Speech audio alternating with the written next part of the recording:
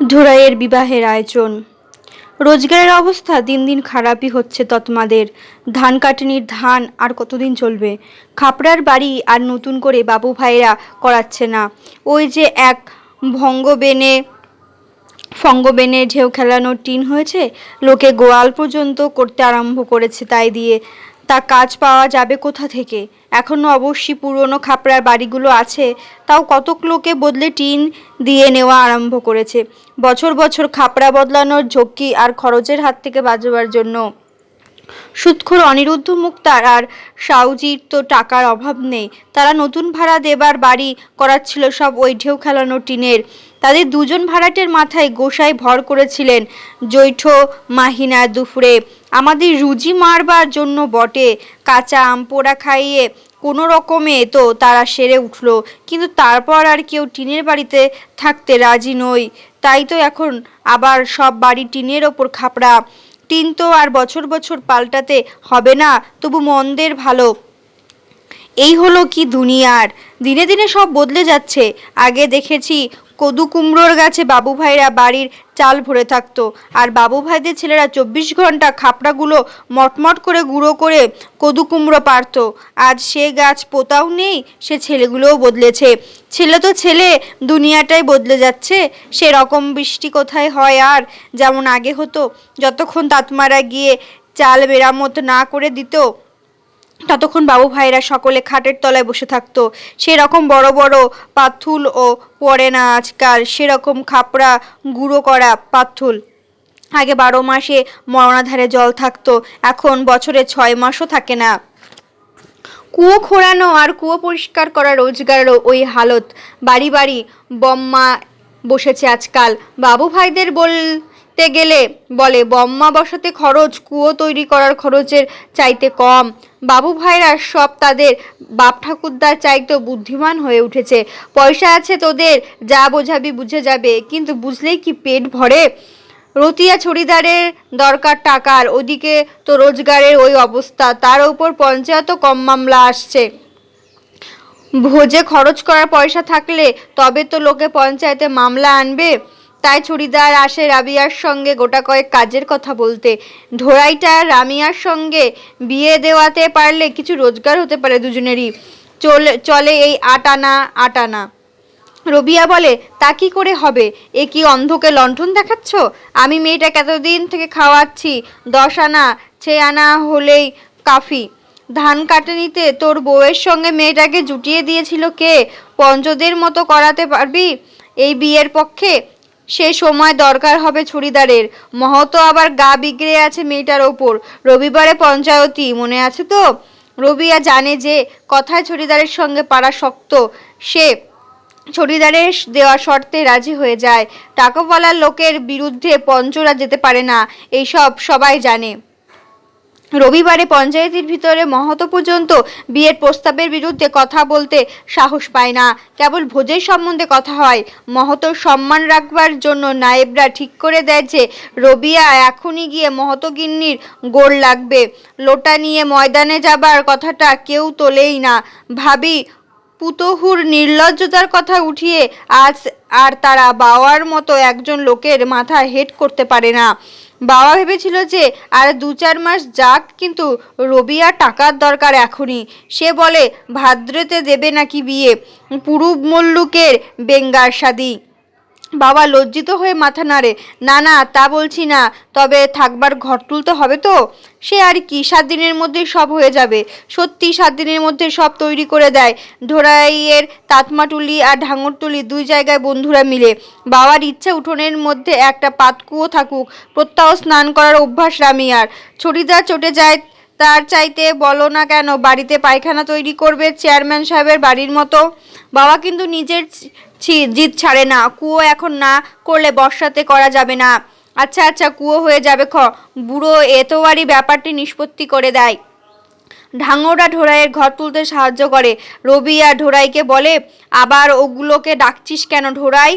2 দিনের মধ্যে রবিয়া তার শ্বশুরস্থানীয় হয়ে উঠেছে। ওই চিমকে রবিয়াটা বাবার বেয়াই হয়ে যাবে। হাসি পায় ঢোড়াইয়ের। বুড়ো এতবারই সোডা কোম্পানি থেকে ছুটি নিয়ে ঢোড়াইয়ের বাড়ির বেড়া বাঁধতে বসে, আর বাবার বাবাকে মধ্যে রেখে অন্য তৎমাদের সঙ্গে গল্প জমায়, এ গল্প সে গল্প। চৌকিদারি খাজনা আবার বাড়িয়েছে তহসিলদার, কাতমাটুলি ও ঢাঙরটুলির বেইমানি করেছে। রবিয়ারও ধরেছে 12 আনা, আবার বাবুলাল চাপরাশিও 12 আনা। রবিয়ার 12 আনা হলে বাবুলালের 3 টাকা হওয়া উচিত।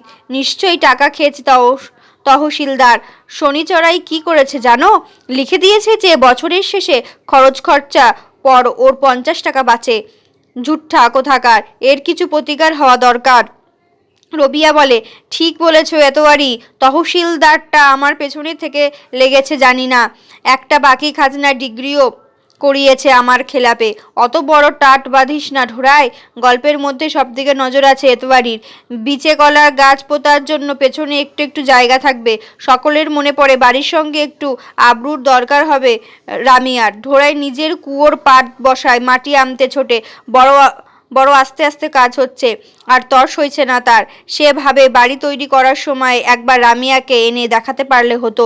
পশ্চিমের মেয়ের পছন্দ অপছন্দ, দরকার অদরকারের খবর তাদের কারোরই জানা নেই। ওই তো কলা গাছের আবরুর কথা কোনো তৎমারই মনে ছিল না, ভাগ্যে এতবারই ছিল। বাবার সব বিষয়ে পঞ্চদের মতামত জিজ্ঞাসা করে, আর ঢোড়াইকেও তাই করতে বলে। এখন তোর সংসার হলো, আর এখন পঞ্চকে তাচ্ছিল্য করলে চলবে না। যে সমাজে থাকবি তার সঙ্গে বনিয়ে চলতে হবে। ঢোড়াই গম্ভীর হয়ে শোনে, মুখ দেখে মনে হয় যে এ বিষয়ে তারও মত ওই একই। বাবার ইচ্ছে করে ঢোড়াইকে জিজ্ঞেস করতে, হ্যাঁ রে ঢোড়াই, তোর কি একটু কষ্ট হচ্ছে না আমাকে ছেড়ে থাকতে হবে বলে? দূর, এ কথা কি জিজ্ঞেস করা যায়? হাত ভাবেই বোঝা যাচ্ছে। সুতো মানহি মাতু পিতা তবলো, অবলা নাহি ডিঠো পরি জবলো। আর কি এখন ঢোড়াইয়ের বাবার কথা ভাববার ফুসরত আছে? ভুলুক সে বাবাকে, কিন্তু রামচন্দ্রজি সে নিজে যেন সুখী হয়। রবি আর বউ ছুটতে ছুটতে আসে। রামিয়ার ইচ্ছে একটা তুলসী গাছের বেদি করার উঠোনে। সকলে লজ্জিত হয়ে যায়, দেখো তো কত বড় ভুল হয়ে যাচ্ছিল। মরদদের কি অত মনে থাকে? বাবা মুখ প্রসন্নতায় উজ্জ্বল করে ওঠে। পশ্চিমের মেয়ে সংস্কার ভালো, ঢোড়াই সুখী হবে তার ঢোড়াই রামিয়ার বিবাহ অনুষ্ঠান। তাতমাটুলিতে বিয়েতে যারা বরপক্ষ তারাই কনে পক্ষ। মহতগিন্নি, রতিয়া ছুরিদারের বউ, দুখিয়ার মা, হারিয়ার বউ, এরাই পানকাট্টিতে, যার ফৌজি ইদারা তলায়, এরাই গোসাই যে জাগাবার গান গায় বিয়ের আগের দিন। তাদেরই বাড়িতে পুরুষরা বরযাত্রী হয়ে এলে সঙ্গে সঙ্গে দুয়ার লাগার অশ্লীল গান আরম্ভ করে। এই বিয়েতে আবার ঢাঙররা বরযাত্রী এসেছে। বাবাকে দেখে আজ হুঁকো নামিয়ে রাখে রবি আর বউ। মাথায় কাপড় টেনে দিয়ে বলে, হাতের ওই চিমটে দিয়ে সমধি তোমার ছেলেটাকে কোথা থেকে টেনে বের করেছিলে? অঙ্গন ভরা লোক হেসে ওঠে ওই রসিকতায়। দুখিয়ার মায়ের আজ খাতির কত। হঠাৎ দুখিয়ার মা ঢোড়াইয়ের মা হয়ে উঠেছে। কিছু কাজ করতে গেলে সবাই হাহা করে ওঠে। চালাকাঠ পেতে দিয়ে বলে, বসো সমধিন, মেয়ের বাড়িতে তুমি খাটবে সে হয় না। এই নাও তামাক খাও, দেখো না তোমাকে আজ কি গালাগালিটাই দিই। পাঁচ এগোতো তেল সিঁদুর গুলে মাটিতে 5টা ফোঁটা দেয়। নাপিত ঢোড়াইয়ের আঙুল চিরে রক্ত বের করে দুটো পানের খিলিতে লাগিয়ে দেয়। এইবার নাপিত ধরেছে শক্ত করে। রামিয়ার হাতখান এই নরুন দিয়ে চিরে দিল। টপ জপ করে রক্ত পড়ছে পানির খিলির মতো। খুব শক্ত মেয়ে।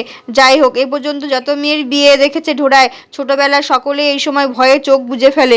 রামিয়া একবার ভ্রুটি পর্যন্ত কসলালো না। আলবাত হিম্মত বটে।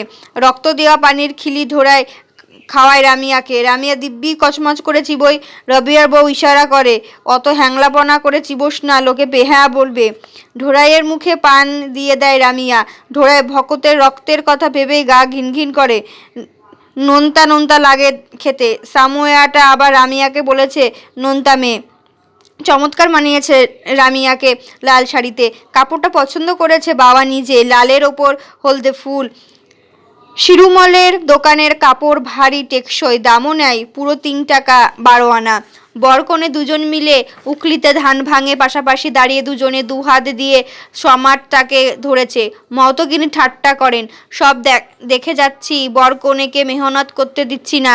দুখিয়ার মা বলে, তুমি থামো দিদি এখন। হঠাৎ দুখিয়ার মা চিৎকার করে কেঁদে ওঠে, আজ ঝোড়াইয়ের বাপ বেঁচে নাই রে, এসে দেখো ছেলে আজ তোমার কত বড় লোক। বাবুলাল চাপরাশি পর্যন্ত এতে বিষণ্ণ হয় না আজ। মিসিরজি গুটি কয়েক চাল উখলি থেকে তুলে নিয়ে মনে মনে গুনতে আরম্ভ করেন। মেয়ে পুরুষ সকলের নজর গিয়ে পড়েছে মিসিরজির হাতের দিকে। চাল সংখ্যায় বেজোড় হলে এ বিয়ে সুখের হবে না। তবে সকলেই জানে যে বেজোড় সংখ্যায় চাল কখনো মিসিরজির হাতে ওঠে না। আর পঞ্চায়েতিতে বিবাহ বিচ্ছেদের মামলা এলে মহত নায়েবের ফলে বলে যে ফৌজি ইদারার জল দিয়ে পানকাট্টি করা হয়েছিল বলে বিয়ের ফল এমন হয়েছে। ওই দ্বারাটা বিয়ে দেওয়া হয়নি তো। পুরুত মশাই চাল গুনবার সময় রামিয়া ঢোড়ায় দুজনের বুকের মধ্যে ঢিপ ঢিপ করে।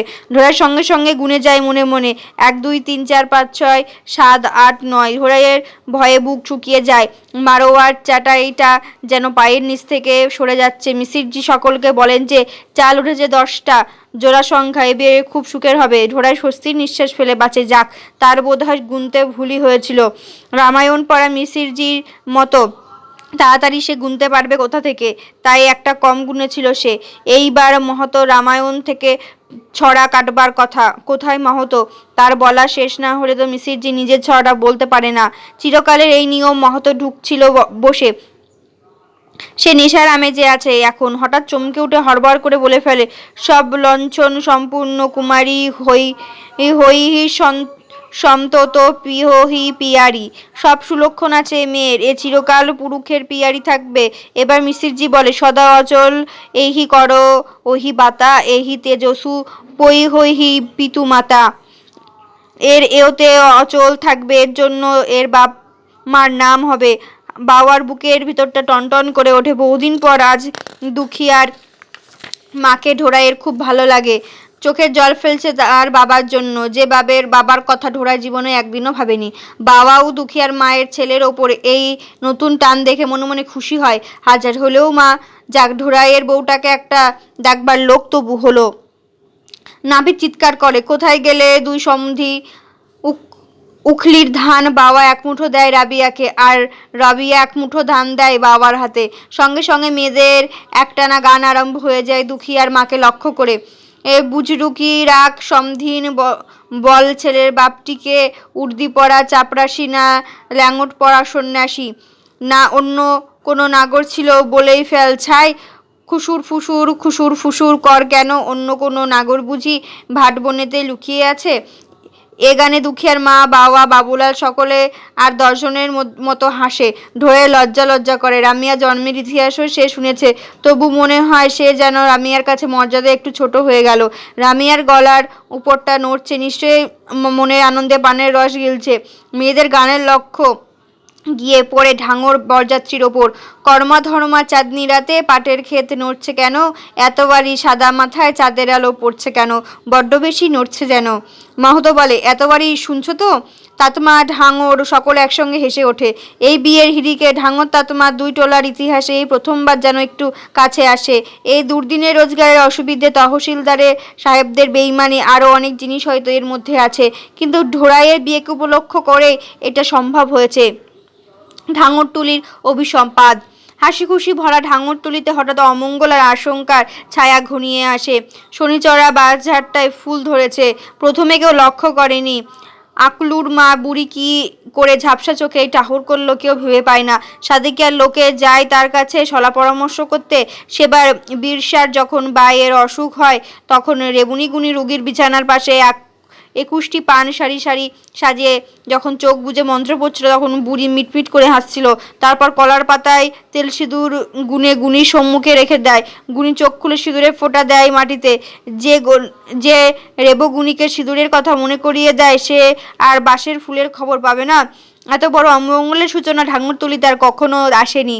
বাঙ্গাবাঙ্গির নির্দেশ আছে, পাড়ার বাঁশঝাড়ে ফুল ফুটলেই বুঝবে যে আকাল, না হয় দুঃসময়ে কাছে। ওই ফুলের ফসল ছেড়ো না, তাই দিয়ে বুটি তৈরি করে খাবে। তারপর 12 বছরের বেশি সেখানে থেকো না। 12 বার গাছে তেঁতুল পাকুক, তারপর তল্পিতল্পা গুটিয়ে নতুন জায়গায় গিয়ে বসবাস করবার কথা ভাবতে হবে। ঢাঙরটুলির পঞ্চায়েত বসায় এতবারই মোড়ল। মেয়েদের মুখে পড়েছে শঙ্কার ছায়া, আর পুরুষদের মুখে বিষাদে ভরা। গাছ, বাঁশ, কুয়ো ফেলে যেতে হবে নাকি? আজই আর পরিচয়ে উত্তেজনা নেই, পিরিং পিরিং মাদল বাজছে না, বাঁশি আর গানে কারোর উৎসাহ নেই। কোনো বাড়িতে উনুন আগুন পড়েনি। এতবারই আর শুক্রা নিজেদের মধ্যে আলাপ আলোচনা করে, আর সকলের নির্বাক। অবশেষে এতবারই এই সম্বন্ধে অন্তিম রায় দেয়। মোড়লের কাজ বড় কঠিন। কত অপ্রিয় কাজ বাঙ্গাবাঙ্গি মোড়লকে দিয়ে করান, কিন্তু শেষকালে দেখবে এই কথা এখনো খারাপ লাগলেও পরে ফল ভালো হয়। যার বাচ্চার তাকে ঢাঙরটুলি ছেড়ে চলে যেতে হবে। শনিচড়ার বউ চিৎকার করে কেঁদে ওঠে। আর যাদের বাড়ি থেকে ওই বাচ্চা দেখা যায় তাদের কারো দানা পানি জুটবে না এ গায়ের 12 বছরের পর। কাঁদিস না শনিচড়ার বউ, এখন তোরা যা তো, আমরাও পরে যাব। এই তাতমা গুলোর থেকে যত দূরে যাওয়া যায় ততই ভালো, বুঝি তো তা, কিন্তু নারী যে বাধা এখানে হয়ে ওঠে কই। তাতমারা ঠিকই বলে, বাঁশঝাল লাগাবে পাড়া থেকে দূরে, সে বাড়ি থেকে ভোরবেলায় পূর্বে বাঁশঝাল দেখা যায়, সে বাড়ির ওপর জমির নজর। ঠিকই হয়, পঞ্চায়েতের যে ঢাঙররা নতুন কলমের গাছ পোতা বন্ধ করবে। কুটিরের খুঁটিতে ঘুণ ধরলেও বদলাবার চেষ্টা করে না, যার যা জমে নগদ রাখবার চেষ্টা করে। গরু মোষ কিনতে খরচ করবে, মুরগি ছাগল বাড়াতে আরম্ভ করো। শনিচররা পশ্চিমে কোনো জায়গায় চলে যাক, বটেদাড়ির কাছে কুশির দিকে, যেখানে জমি খুব ভালো। অরোর খেতে দাঁতওয়ালা হাতি ডুবে যায়, ধনে মৌরির গাছ মানুষের সমান ডগা ছাড়ে। ভুট্টা তামাকের তো কথাই নেই, ওইদিকে পড়তি জমি আছে অনেক, নদীর জল খাস না খবরদার, গলগণ্ড হবে। শনিচড়া চলে গেলে কর্মাধর্মার গান আর কি সেরকম জমবে। যাহা খেলে বোচা বচি চলু দেখে যায়, মাদালের সঙ্গে কি সুরি দেয় শনিচড়া। শনিচড়া একটা কথা বলল না, অনবরত নখ দিয়ে মাটিতে হিজিবিজি কাটতে, আর ছলছলে চোখের দিকে কেউ আর তাকাতে পারে না। সে রাত্রে এতবারই ঘুম হয় না, সারা রাত শনের গাছ দিয়ে তৈরি মাদুরখানার উপরে পাশ ওপাশ করে। মোড়লের অপ্রিয় দায়িত্বের বোঝা আর সে বইতে পারছে না। ঢাঙরটুলির মধ্যে সবচাইতে ফুর্তিবাজ লোক শনিচড়া, হাসি গান নাচ গল্পে 24 ঘন্টা ঢাঙরতুলি মশগুল করে রাখে। সে কেন পড়লো বাঙ্গাবাঙ্গির কোপ দৃষ্টিতে? তহসিলদারের আক্রোশ দেখছি তারই ওপর বেশি। ওর বউটির দোষ আছে ঠিকই, বড় চমকি আওরাত, বক যে রকম মাছের উপর নিশানা করে বসে থাকে। সামুয়ারটাও ঠিক সেই রকম লেগেছিল শনিচড়া বউটার পেছনে। খালি সমুয়াকে দোষ দিলে চলবে কেন, শনিচড়া বউটারও গায়ে পড়া। কিছুদিন আগে সমুয়াটা ধরা পড়েছিল, সে ওই বাঁশঝাড়টার মধ্যে ঢুকে বাঁশের ওপর বাড়ি মেরে একটা শব্দ করতো রাতে। আর শনিচড়া বউটা উঠে যেত বাঁশঝাড়ে। খুব ঠোকন খেয়েছিল সাময়েরটা, তারপর থেকে ঠান্ডা হয়ে গিয়েছে। বাঙ্গাবাঙ্গি কি শনিচড়ার বউটাকে পাড়া থেকে সরাতে চান নাকি কে জানে, সেজন্যই কি ওই বাঁশঝাড়টার ওপর রাগ। এতবারই ভেবে কুলকিনারা পায় না। দোষ করলো শনিচড়ার বউ, তাও সেই সব গন্ডগোল কবে মিটে গিয়েছে, আর সাজা পাবে কিনা শনিচড়া।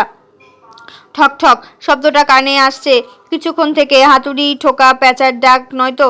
না, সেরকম তো মনে হচ্ছে না। শনিচড়ার বাড়ির দিক থেকে আসছে। ধর্মর করে উঠে একখান লাঠি নেওয়া ভালো। ঠিকই শনিচড়া বাজার থেকে আসছে শব্দ। জ্যোৎস্না উঠেছে শেষ রাতে, পরিষ্কার দেখা যাচ্ছে মেঠো পথ।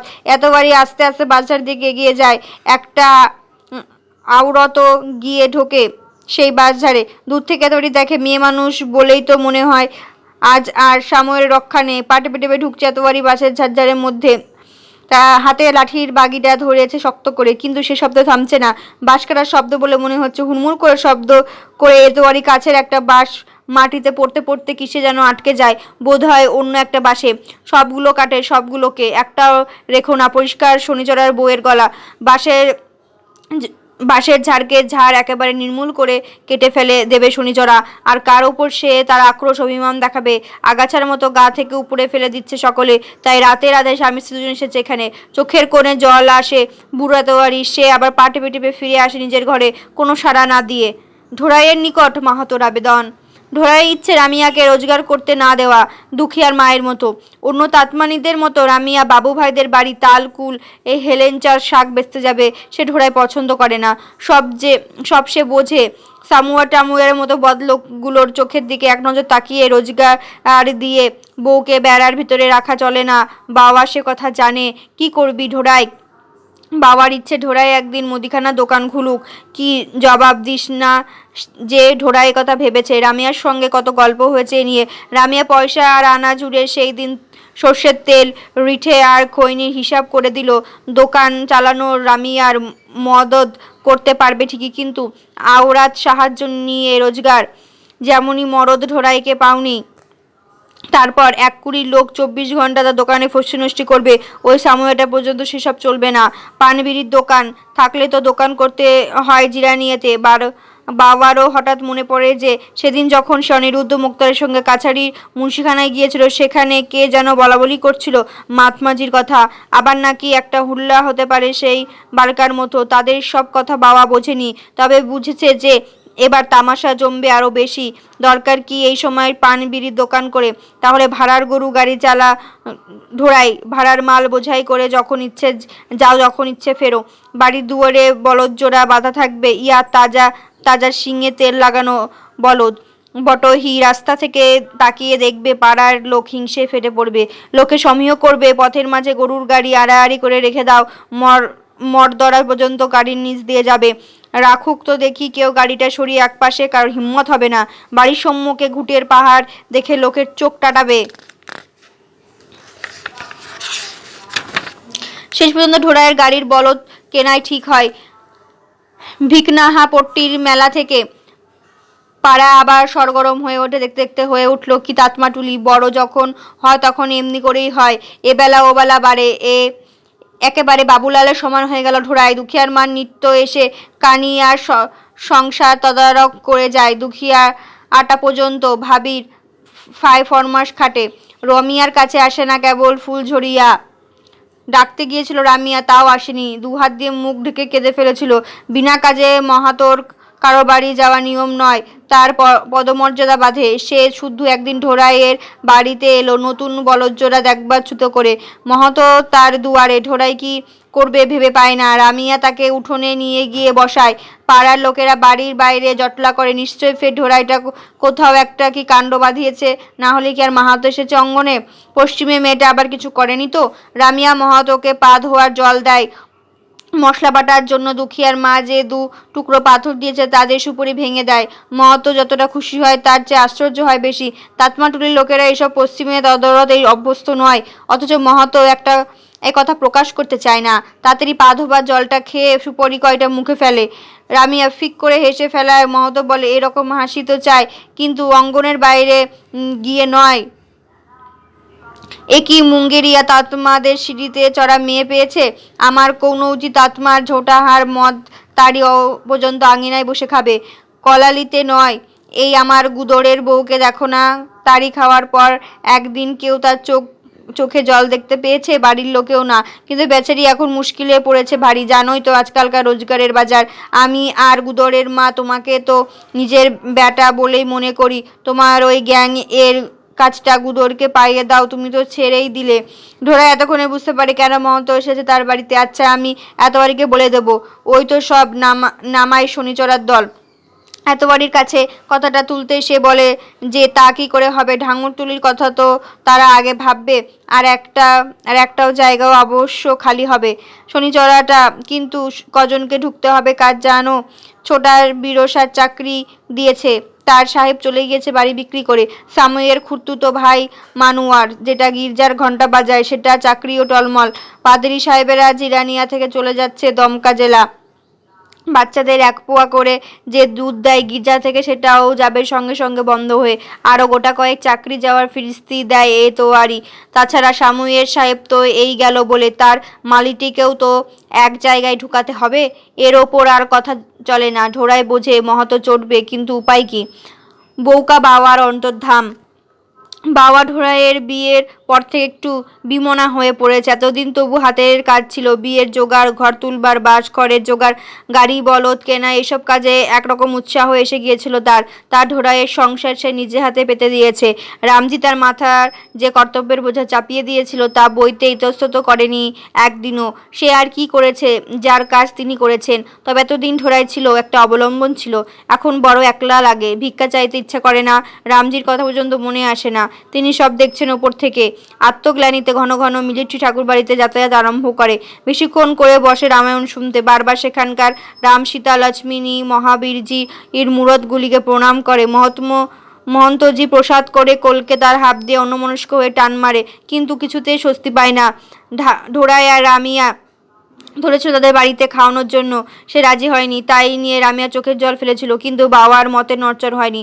বাবা সপাক খেত চিরকাল, তবে ঢোড়াইয়ের ছোঁয়া খেতে তার কোনোদিন দ্বিধা হয়নি। রামচন্দ্রজি যাকে ছেলে বলে কোলে তুলে দিয়েছিল, তার বেলায় কি ছোঁয়াছুঁয়ির কথা ওঠে? কিন্তু তাই বলে তার আর স্ত্রী এক নয়। ঢোড়াই এজন্য মনে মনে বেশ দুঃখিত হয়েছিল। বলেই ফেলল, তোমাকে মেয়ে বাঁচতে দিইনি বলে রাগ করেছো বাবা? দেখো, অবুঝ ছেলের কথা, বোঝালেও বুঝতে চাই না। আরে না না, তা কি হয়? তবে কেন খাবে না বাবা? ঢোড়াইয়ের মনে হয় সে সেও যদি বাবার মতো সন্ন্যাসী হয়ে থাকতো, তাহলে তার সঙ্গে গোসাই থানে থাকতে পারতো। কিন্তু রামিয়া, তাহলে তার জীবনে রামিয়া তো আসতো না। তাহলে আর আজ থাকতো কি? এই কয়দিনের মধ্যে সে রামিয়াকে বাদ দিয়ে নিজের জীবনের কথা ভাবতেই পারে না। একদিনও সে জীবনে রামিয়াকে ছেড়ে থাকবে না। যদি রামিয়া কোনোদিন মরে যায়, সীতারাম সীতারাম কেবল বাজে কথা মনে পড়বে। বাবার মন অস্থির অস্থির করে। নিঃসঙ্গতায় সে পাগল হয়ে যাবে নাকি? সবই তো সেই আছে, সেই থান, সেই রামায়ণ পাঠ, কেবল তার ঢোড়ায় আর তার নেই। আর একজন তাকে একেবারে আপন করে নিচ্ছে। এতে দুঃখ কিসের? এ তো আনন্দের কথা। তোর ঢোড়াই সুখে থাকুক, এই তো বাবা চেয়েছিল। চৈতি গানের সুর ভেসে আসছে। হরখুরের মাতাল জামাইটা বোধ হয় মনের আনন্দে তান ধরেছে। চায়েত শুভা দিনোয়া রামা হো রামা, আবি গেলে পিয়াকো গামানোয়া। চৈত্রের শুভদিনে এসে গিয়েছে রাম, পিয়ার দিরাগমনের সময় এসে গিয়েছে। পাড়ার সবাই গিয়েছে মরণাধারের পুলের কাছে, ওই যেখানে আলো আর আগুন দেখা যাচ্ছে। কাল রাতেও এই সময় ওখানে তাতমা টুলির আর ঢাঙর টুলির সকলে গিয়েছিল। মহাত্মাজির চেলার ওই জায়গাটাকে বেছেছেন নিমক তৈরির মহলা দেবার জন্য। রংরেজ এর নিমক খেলে রংরেজের খেলাপ যেতে পারবে না। রংরেজ দারোগা কল স্টোরের মালিক। গরিবদের হালতের সুধার করতে হলে নিমক তৈরি করতে হবে। নিমক তৈরি করবার সময় দারোগা এলে কি করে সকলে মিলে নিমকের কড়াইখানাকে বাঁচাবে, তারই মহড়া দিতে এসেছেন মাস্টার সাহেবের চেলারা। রামিয়া, মহতো গিন্নি, রবিয়ার বউ, আরও অনেকে। ঝোটায় সন্ধ্যাবেলায় মরণাধানের পুলের কাছে ওই জায়গাটা পিদিপ দিয়ে এসেছে। কাল একদল এসেছিল মহলা দিতে, আজ আবার এসেছে নতুন আর এক দল।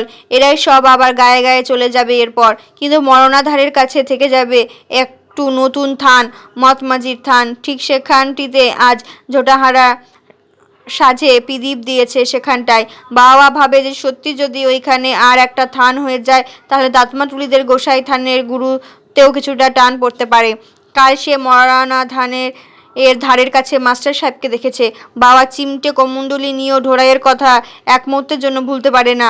আর মহাত্মাজি ছেলেরা কি করে নিজের ছেলেপিলে ছেড়ে জেলে থাকে, তাদের কি মন কেমন করে না? না, বজরংবলীর শক্তি মহাত্মা তার চেলাদের, রামচন্দ্রজির আশীর্বাদে আছে তাদের ওপর। কিন্তু একটা জিনিস বাবা মাথায় কিছুই ঢোকে না। কয়েক সাল আগের সেই গানহি বাবা তামাশা আর হাল্লার সময় আফিংখোর উকিল সাহেব আরও কত মুসলমান পিয়াজ ছেড়ে গানহি বাজার চেলা হয়েছিল। ওই মিয়াদের আবার বিশ্বাস, মিসিরজির কাছ থেকে বাবা শুনেছে যে অযোধ্যাজিতে রামচন্দ্রজির মন্দিরটাকে মিয়ারা মসজিদ করে নিয়েছে। দেখো আস্পর্ধা! ওই মিয়াদের সঙ্গে এত মাখামাখি মহাত্মাজির চেলারা করেছিল, তবু রামচন্দ্রজি কেন মহাত্মাজি চেলাদের ওপর এত সদয়? মহাত্মাজিকে রাখুক তো দেখি সরকার জেলে, রামচন্দ্রজির আশীর্বাদ তার মাথায়, তাকে কি কলস্টার দারোগা জেলে পুরে রাখতে পারে? তুলসীদাসজিকে একবার এক নবাব জেলে রেখেছিল। লাখে লাখে বাদররা গিয়ে তাকে জেল থেকে বের করে এনেছিল, আর মহাত্মাজিকে রাখবে তালা দিয়ে। মা মরার সময় বলে গিয়েছিল, অযোধ্যাজিতে গিয়ে থাকিস, সেখানে অনেক ভিক্ষা পাওয়া যায়। হঠাৎ একটা কথা মনে পড়ে গেল। রামজি বোধ হয় মনে পড়িয়ে দিয়েছেন আমার পথের কথা। তিনি আমার মাথার ওপর থেকে সব ভার সরিয়ে নিয়েছেন। অযোধ্যাজি যাওয়ার রেল ভাড়া চুটিয়ে দিয়েছেন। বলেছেন, ভরত রাজার মতো তোর হলো নাকি? শুভ দিন এসে গিয়েছে।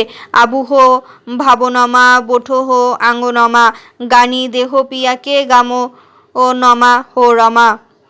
এসো বামুন ঠাকুর, অঙ্গনে বসো, পিয়ার দিরাগমনের দিনক্ষণ দেখে যাও। নানা আর পুঁথি দেখবার দরকার নেই, বাবা ঝেড়ে ফেলে দিয়ে চায় পরে মনের পড়তে পড়তে জমানো ঢোড়াইয়ের স্মৃতিগুলো। চৈতি গানের ইঙ্গিত, মরা মায়ের আদেশ, রামজির অঙ্গুলি সংকেতের তাচ্ছিল্য করতে পারে না। তাকে সব ছিঁড়ে বেরোতে হবে, না হলে তার দশা হবে ভরত রাজার মতো। এই জন্যই বোধহয় তার এত অস্থির অস্থির লাগছিল। ঢোড়াইরা এখন সব গিয়েছে মরণাধারের কাছে মহাত্মাজি চালাদের তামাশা দেখতে। এমন সময়টা ভালো, আর এক মুহূর্ত দেরি করবে না। চিমটে কমণ্ডুলো নিয়ে সে ওঠে। থানের বেদিটিকে প্রণাম করে চিমটির আংটার সঙ্গে ঢোড়াইয়ে ছোটবেলায় একটা আধলা ফুটো করে ঢুকিয়েছিল। হঠাৎ সেটার ওপর নজর পড়ে, সেটাকে খুলে ফেলবার জন্য টানাটানি করে। না, এত তাড়াতাড়ি খোলা সম্ভব হয় না, ওটা সময় নয়। সীতারাম চায়ত শুভা দিনওয়া রামা আবি গোলে পিয়াকে গামনোয়া হো রামা। শুভ দিন এসে গিয়েছে, আর এক মুহূর্ত সময় নেই নষ্ট করবার। চিমটের আংটাটার সঙ্গে আধলাটা লেগে যে শব্দ হচ্ছিল সেটা ক্রমে ক্ষীণ হয়ে আসে। তেল ফুরোনো ধানের প্রদীপটির বুক জ্বলছিল, সেটা দপ করে নিভে যায়। গানি বাবা ভিন্ন মূর্তিতে পুনরাবির্ভাব। সার্ভে খাতা খতিয়ান অনুযায়ী মরণাধার সমেত বকরাহাট্টার মাঠ তাতমাতুলি জমিদারবাবু নিজস্ব সম্পত্তি। আসলে ততমা ঢাঙরের এখানে আসবার অনেক কাল আগে থেকেই বকরহাট্টার মাঠ ছিল মরা গ্রামের লোকজন গরু চড়ানোর জায়গা। এ ছিল জনসাধারণের জমি। ঢোড়া জন্মাবার 6 বছর আগে যখন এখানে সার্ভে হয়, তখন জমিদারবাবু টাকা পয়সা খরচ করে এটাকে তার নিজের পতিত জমি বলে সার্ভে কাগজপত্রে লিখিয়ে নেন। তারপর থেকে লার জন্য কুল গাছ বিলি করতেন তিনি, কপিল রাজার কাছে শিমুল গাছ বিক্রি করতেন তিনি। কেউ এ নিয়ে মাথা ঘামায়নি। যখন জমিদারবাবু মাথায় বকরাহাট্টার মাঠ নিয়ে অনেক জিনিস খেলছে, এর মধ্যে যদি মহাত্মাজির থান হয়ে যায় বকরহাট্টার মাঠের মধ্যে, কিংবা এই নিয়ে যদি থানা পুলিশ মামলা মোকদ্দমা হয়, তাহলে হয়তো আবার নতুন করে এতদিনে চাপা পড়া জমির সত্যের কথা উঠবে। ওইখানে পিদিম দেওয়া আরম্ভ হয়ে গিয়েছে। এই খবর তিনি সঙ্গে সঙ্গে পেয়ে গিয়েছেন। রতিয়া ছড়িদার, পরশাদি নায়েব, রবিয়া সকলের নামেই বাকি খাজনা ডিক্রি করানো আছে। তারা সবাই এখন তার মুঠোর মধ্যে। তিনি সাজের তাদের ডেকে পাঠান। পরের দিন ভোর হতে না হতে হৈ কাণ্ড তাতমাতুলিতে। মোটরে করে লাইনে থেকে পুলিশ এসে হাজির, সঙ্গে আবার রংরেজি টুপি পরা হাকিম। তারা মরণাধারের দিক থেকে ফিরছেন। মরণাধারের কাছে এখন কোনো লোক নেই, তবে রাত্রে সেখানে আগুন জ্বালানো হয়েছিল। শুকনো ঘাসের ওপর তার চিহ্ন আছে। চৌকিদার আর দফাদারের খবর যে রাত্রে তাতমাতুলি আর ধাঙরতুলি ছেলে বুড়ো সকলে ভেঙে পড়েছিল মরণাধারের কাছে। তাই হাকিম এসে তাতমাতুলিতে। দেখা গেল যে পুলিশ সব খবরই জানে। হাকিম বলেছেন যে সব খবর আমরা রাখি, আজ কিছু বললাম না, যা করেছো করেছো, আজ যেন ভবিষ্যতে না হয় বাইরের লোক কেউ তোমাদের পাড়ায় এসে সরকারের খেলাপ কাজ করলেও ধরবো তোমাদের। তাতমাতুলির একখানা ঘরও দাঁড়িয়ে থাকবে না তাদের। বলে রাখলাম, রোজগার করো, খাও দাও থাকো, না হলে ফল ভুগবে। তোমাদের কিছু বলার থাকে তো আমার কাছে যখন ইচ্ছা বলতে পারো, কিন্তু কংগ্রেসের লোকদের পাল্লায় পড়েছ কি তোমাদের সব কটাকে ধরে জেলে দেব। সকলে মনে ভয়ে কেঁপে ওঠে। মহাত্মাজিরও চেলারা, মাস্টার সাহেবের চেলারা তাহলে কংগ্রেসের লোক। কিছুদিন থেকে মিসেরজি রামায়ণ পাঠের সময় কংগ্রেস কী সব বলে। এখন এসডিও সাহেবের কথা বলেছেন, তা বলো। বাবু ভাইদের কংগ্রেস আর দারোগা হাকিম সরকার, এদের মধ্যে লেগেছে টক্কর। হাকিম বোধহয় ভুল বোঝাচ্ছে, মহাত্মাজির নাম তো নিচ্ছে না একবারও। ঢোড়াই হাকিমকে সেলাম করে বলে, হুজুর মা বাপ, আপনাদের কাছে আমাদের একটা আর্জি আছে। আমাদের চৌকিদারি ট্যাক্স বসাতে তহসিলদার সাহেব বেইমানি করেছে। রাবি আরও 12 আনা, বাবু লাল চাপরাশিরও 12 আনা। তা কি করে হয়? সকলে অবাক হয়ে যায় ঢোড়াইয়ের সাহসে। হাকিমের সঙ্গে কথা বলছে দারোগার সম্মুখে, আবার তহসিলদার সাহেবের বিরুদ্ধে নালিশ। এই বুঝি হাকিম? তাকে তাড়া দিয়ে উঠলেন। হাকিম জিজ্ঞাসা করলেন, তহসিলদার কে? ফুদল্লাল মাহিটোলার হুজুর। বাবুলাল চাপরাশির গলা শোনা যায়। এ ছোকরা তো মাত্র কদিন হলো ঘর তুলেছে, এ কি জানে চৌকিদারের সম্বন্ধে? হাকিম বাবুলালকে তাড়া দেন। তোমাকে কে জিজ্ঞেস করেছে? তারপর ঢোড়াইকে বললেন, লিখে দরখাস্ত দিও আমার কাছে, সব ঠিক হয়ে যাবে। কিন্তু খবরদার, সরকারের খেলাপ কিছু দেখলে তাতমাতুলিতে একটা লোকও থাকবে না জেলের বাইরে। এসডিও সাহেব হাতের ঘড়ি দেখলেন। এক পাল উলঙ্গ ছেলে এতক্ষণ সাহসে ভর করে পুলিশের ভ্যানের সম্মুখে এসে দাঁড়িয়েছেন। টপ টপ করে মোটরের ইঞ্জিন থেকে জল পড়ছে মাটিতে। ছেলেরা বলছে, এ পেট্রোল পড়ছে, এ দরদের ওষুধ। গাড়ি চলে যায় লু বাতাসে, তার চাকায় উড়নো ধুলো মরণাধারের দিকে ছুটে যায়, বোধ হয় রাতের কলঙ্কের দাগ ঢাকবার জন্য। লু বাতাসের মধ্যে দিনের বেলায় কারোর বাড়ি রান্না হবে না, খড়ের ঘরে আগুন লেগে যেতে পারে। তাতমাতুলির কেউ আর সেদিন কাজে বেরোয় না। সারাদিন সকলে মিলে সম্ভব অসম্ভব অনেক রকমের আলোচনা করে। গানহি মহারাজ, পুরনো গানহি বাবা হঠাৎ কবে থেকে মহাত্মাজি হয়ে গিয়েছে। মাস্টার সাহেবের বেটা কাল এসে মরণাধারের কাছে বলে গিয়েছে যে রংরেজ সরকারের জন্যই তাতমাদের রোজগার নেই। অনেক দিন আগে নাকি সরকার তাতমাদের হাতের বুড়ো আঙুল কেটে নিয়েছিল। সেই কাণ্ডখানায় একবার। তবে একটা অসুবিধে, বুড়ো আঙুল না থাকলে কেউ আর জোর করে সাদা কাগজে আঙুলের ছাপ দিতে পারবে না, না অনিরুদ্ধ মুক্তার, না সাউচি, না জমিদার বাবু। তারপর থেকেই তো আর কাপড় বুনবার কাজ ভুলেছে কলিযুগে। নৃপ পাপ পরায়ণ ধর্ম নহি, করিদণ্ড বিড়ম্বর প্রজান্বিতহি। সাদিকা আর মহাত্মাজি রংবেজের নিমক খেতে বারণ করেছেন। সব দেখলে পান তিনি। ওই রংরেজের নিমক ছিল বলেই না কপিল রাজা জামাইটা তাতমা টুলির বুকের ওপর বসে গরুর চামড়া কারবার করতে পেরেছিল। আচ্ছা আচ্ছা, ছাড় এখন এইসব কথা। দেখছিস তো গায়ের খবর দারোগার কাছে চলে যায়। তাছাড়া পরশু রাতের খবর কে পুলিশকে দিল বলতে পারিস? ঢাঙ্গরটোলার কেউ নয় তো? রাতিয়া ছড়িদার আর বাসুয়া নায়েবকে হারিয়া দেখেছে দফাদারের সঙ্গে জিরানিতে। দফাদারের সঙ্গে আবার তাদের কি কাজ থাকতে পারে? সে দুটো গেল কোথায়? সত্যি তাদের তো সকালবেলা থেকে দেখা যাচ্ছে না। হারিয়া বলে যে আমি কাল জিজ্ঞাসা করেছিলাম তাদের। তারা বলে যে চৌকিদার খাজনার কথা বলছিলাম। এইসব আবার কি? গায়ের মধ্যে পঞ্চায়েতকে না জানিয়ে চৌকিদার দফাদারের সঙ্গে মেলামেশা। ঢোঙাইয়ের রক্ত গরম হয়ে ওঠে গায়ের লোকের বিরুদ্ধে। দফাদারকে খবর দেবে হোক না সে নায়েব। এ মামলা নেবে কিনা বল? মহতো সাফ বলে এই মামলা পঞ্চায়েতে রাখবে কিনা। ঘসর ফসর কথা নয়, কেবল লোটা নিয়ে ময়দানে যাওয়ার পঞ্চায়েতই করেন সব বলে ঢঙের সমর্থন করে। গ্রামের সকলেই মুখ চোখের ভাব আর কথাবার্তা ধরন দেখে ভয়ে মহতোর মুখ শুকিয়ে যায়। আর ওই সেদিকে ভুঁইফোড় ছোকরা ঢোড়ায় সেই কিনা গায়ের লোকের মুখিয়া হয়ে আগে আসে। নতুন পয়সা গরম ফুলে ভাতি হয়েছে ছোড়াটা। বললাম গুদরকে একটা কাজ দিতে, মাটি কাটার। সে বেলা বাড়লে না। গুদরকে আমার পাঠাতে হলো মুঙ্গেরিয়া তাতমাদের সঙ্গে মজুরি করতে। আমার পুতহু ওই মই চেরাই চড়া মুঙ্গরি তাতমা মেয়েদের সঙ্গে এক হয়ে গেল। কনৌচিত তন্ত্রী মাছত্রীদের ঘরের বউ শহরে ময়ূরে চইতে আরম্ভ করেছে। এই রকম দুর্দিন পড়েছে। আর এর মধ্যে আবার থানা পুলিশে ঝঞ্ঝাট করবার দরকার কি? সাবেরার মতো আবার মহাত্মাজির চেলারা তারই দোকান গোলমাল করবে নিশ্চয়। এই রুখার দিনে এ আবার এক ফ্যাসাদ জাগবে। লোকের হাতে পয়সা থাকলে তবে তো তারই দোকানে যাবে। ঢোড়াইয়ের সব থেকে বেশি আনন্দ এই যে আজ হাকিমের সঙ্গে কথা বলেছে। বলবার সময় সে একটু ঘাবড়ায়নি। যা যা ভেবেছিল সব গুছিয়ে বলতে পেরেছে। হাকিম তার কথা শুনেছে আর বাবুলালটার কথা বলতে জিজ্ঞেসে সেটাকে এক ধমক দিয়েছে। এখন ঢোড়ায় যে কোনো হাকিম আসুক না তার সঙ্গে কথা বলতে পারবে। আজ সে আবার লোকের চোখে বাবুলাল চাপরাশির চাইতে উঁচুতে হয়ে গিয়েছে। রামজির কৃপায় তার জীবনের একটা আকাঙ্ক্ষা আজ পূর্ণ হলো। রতিয়া ছড়িদার আর বাসুয়া নায়েবের ব্যবহারের মনটা খারাপ হয়ে গিয়েছিল ঢোড়াইয়ের।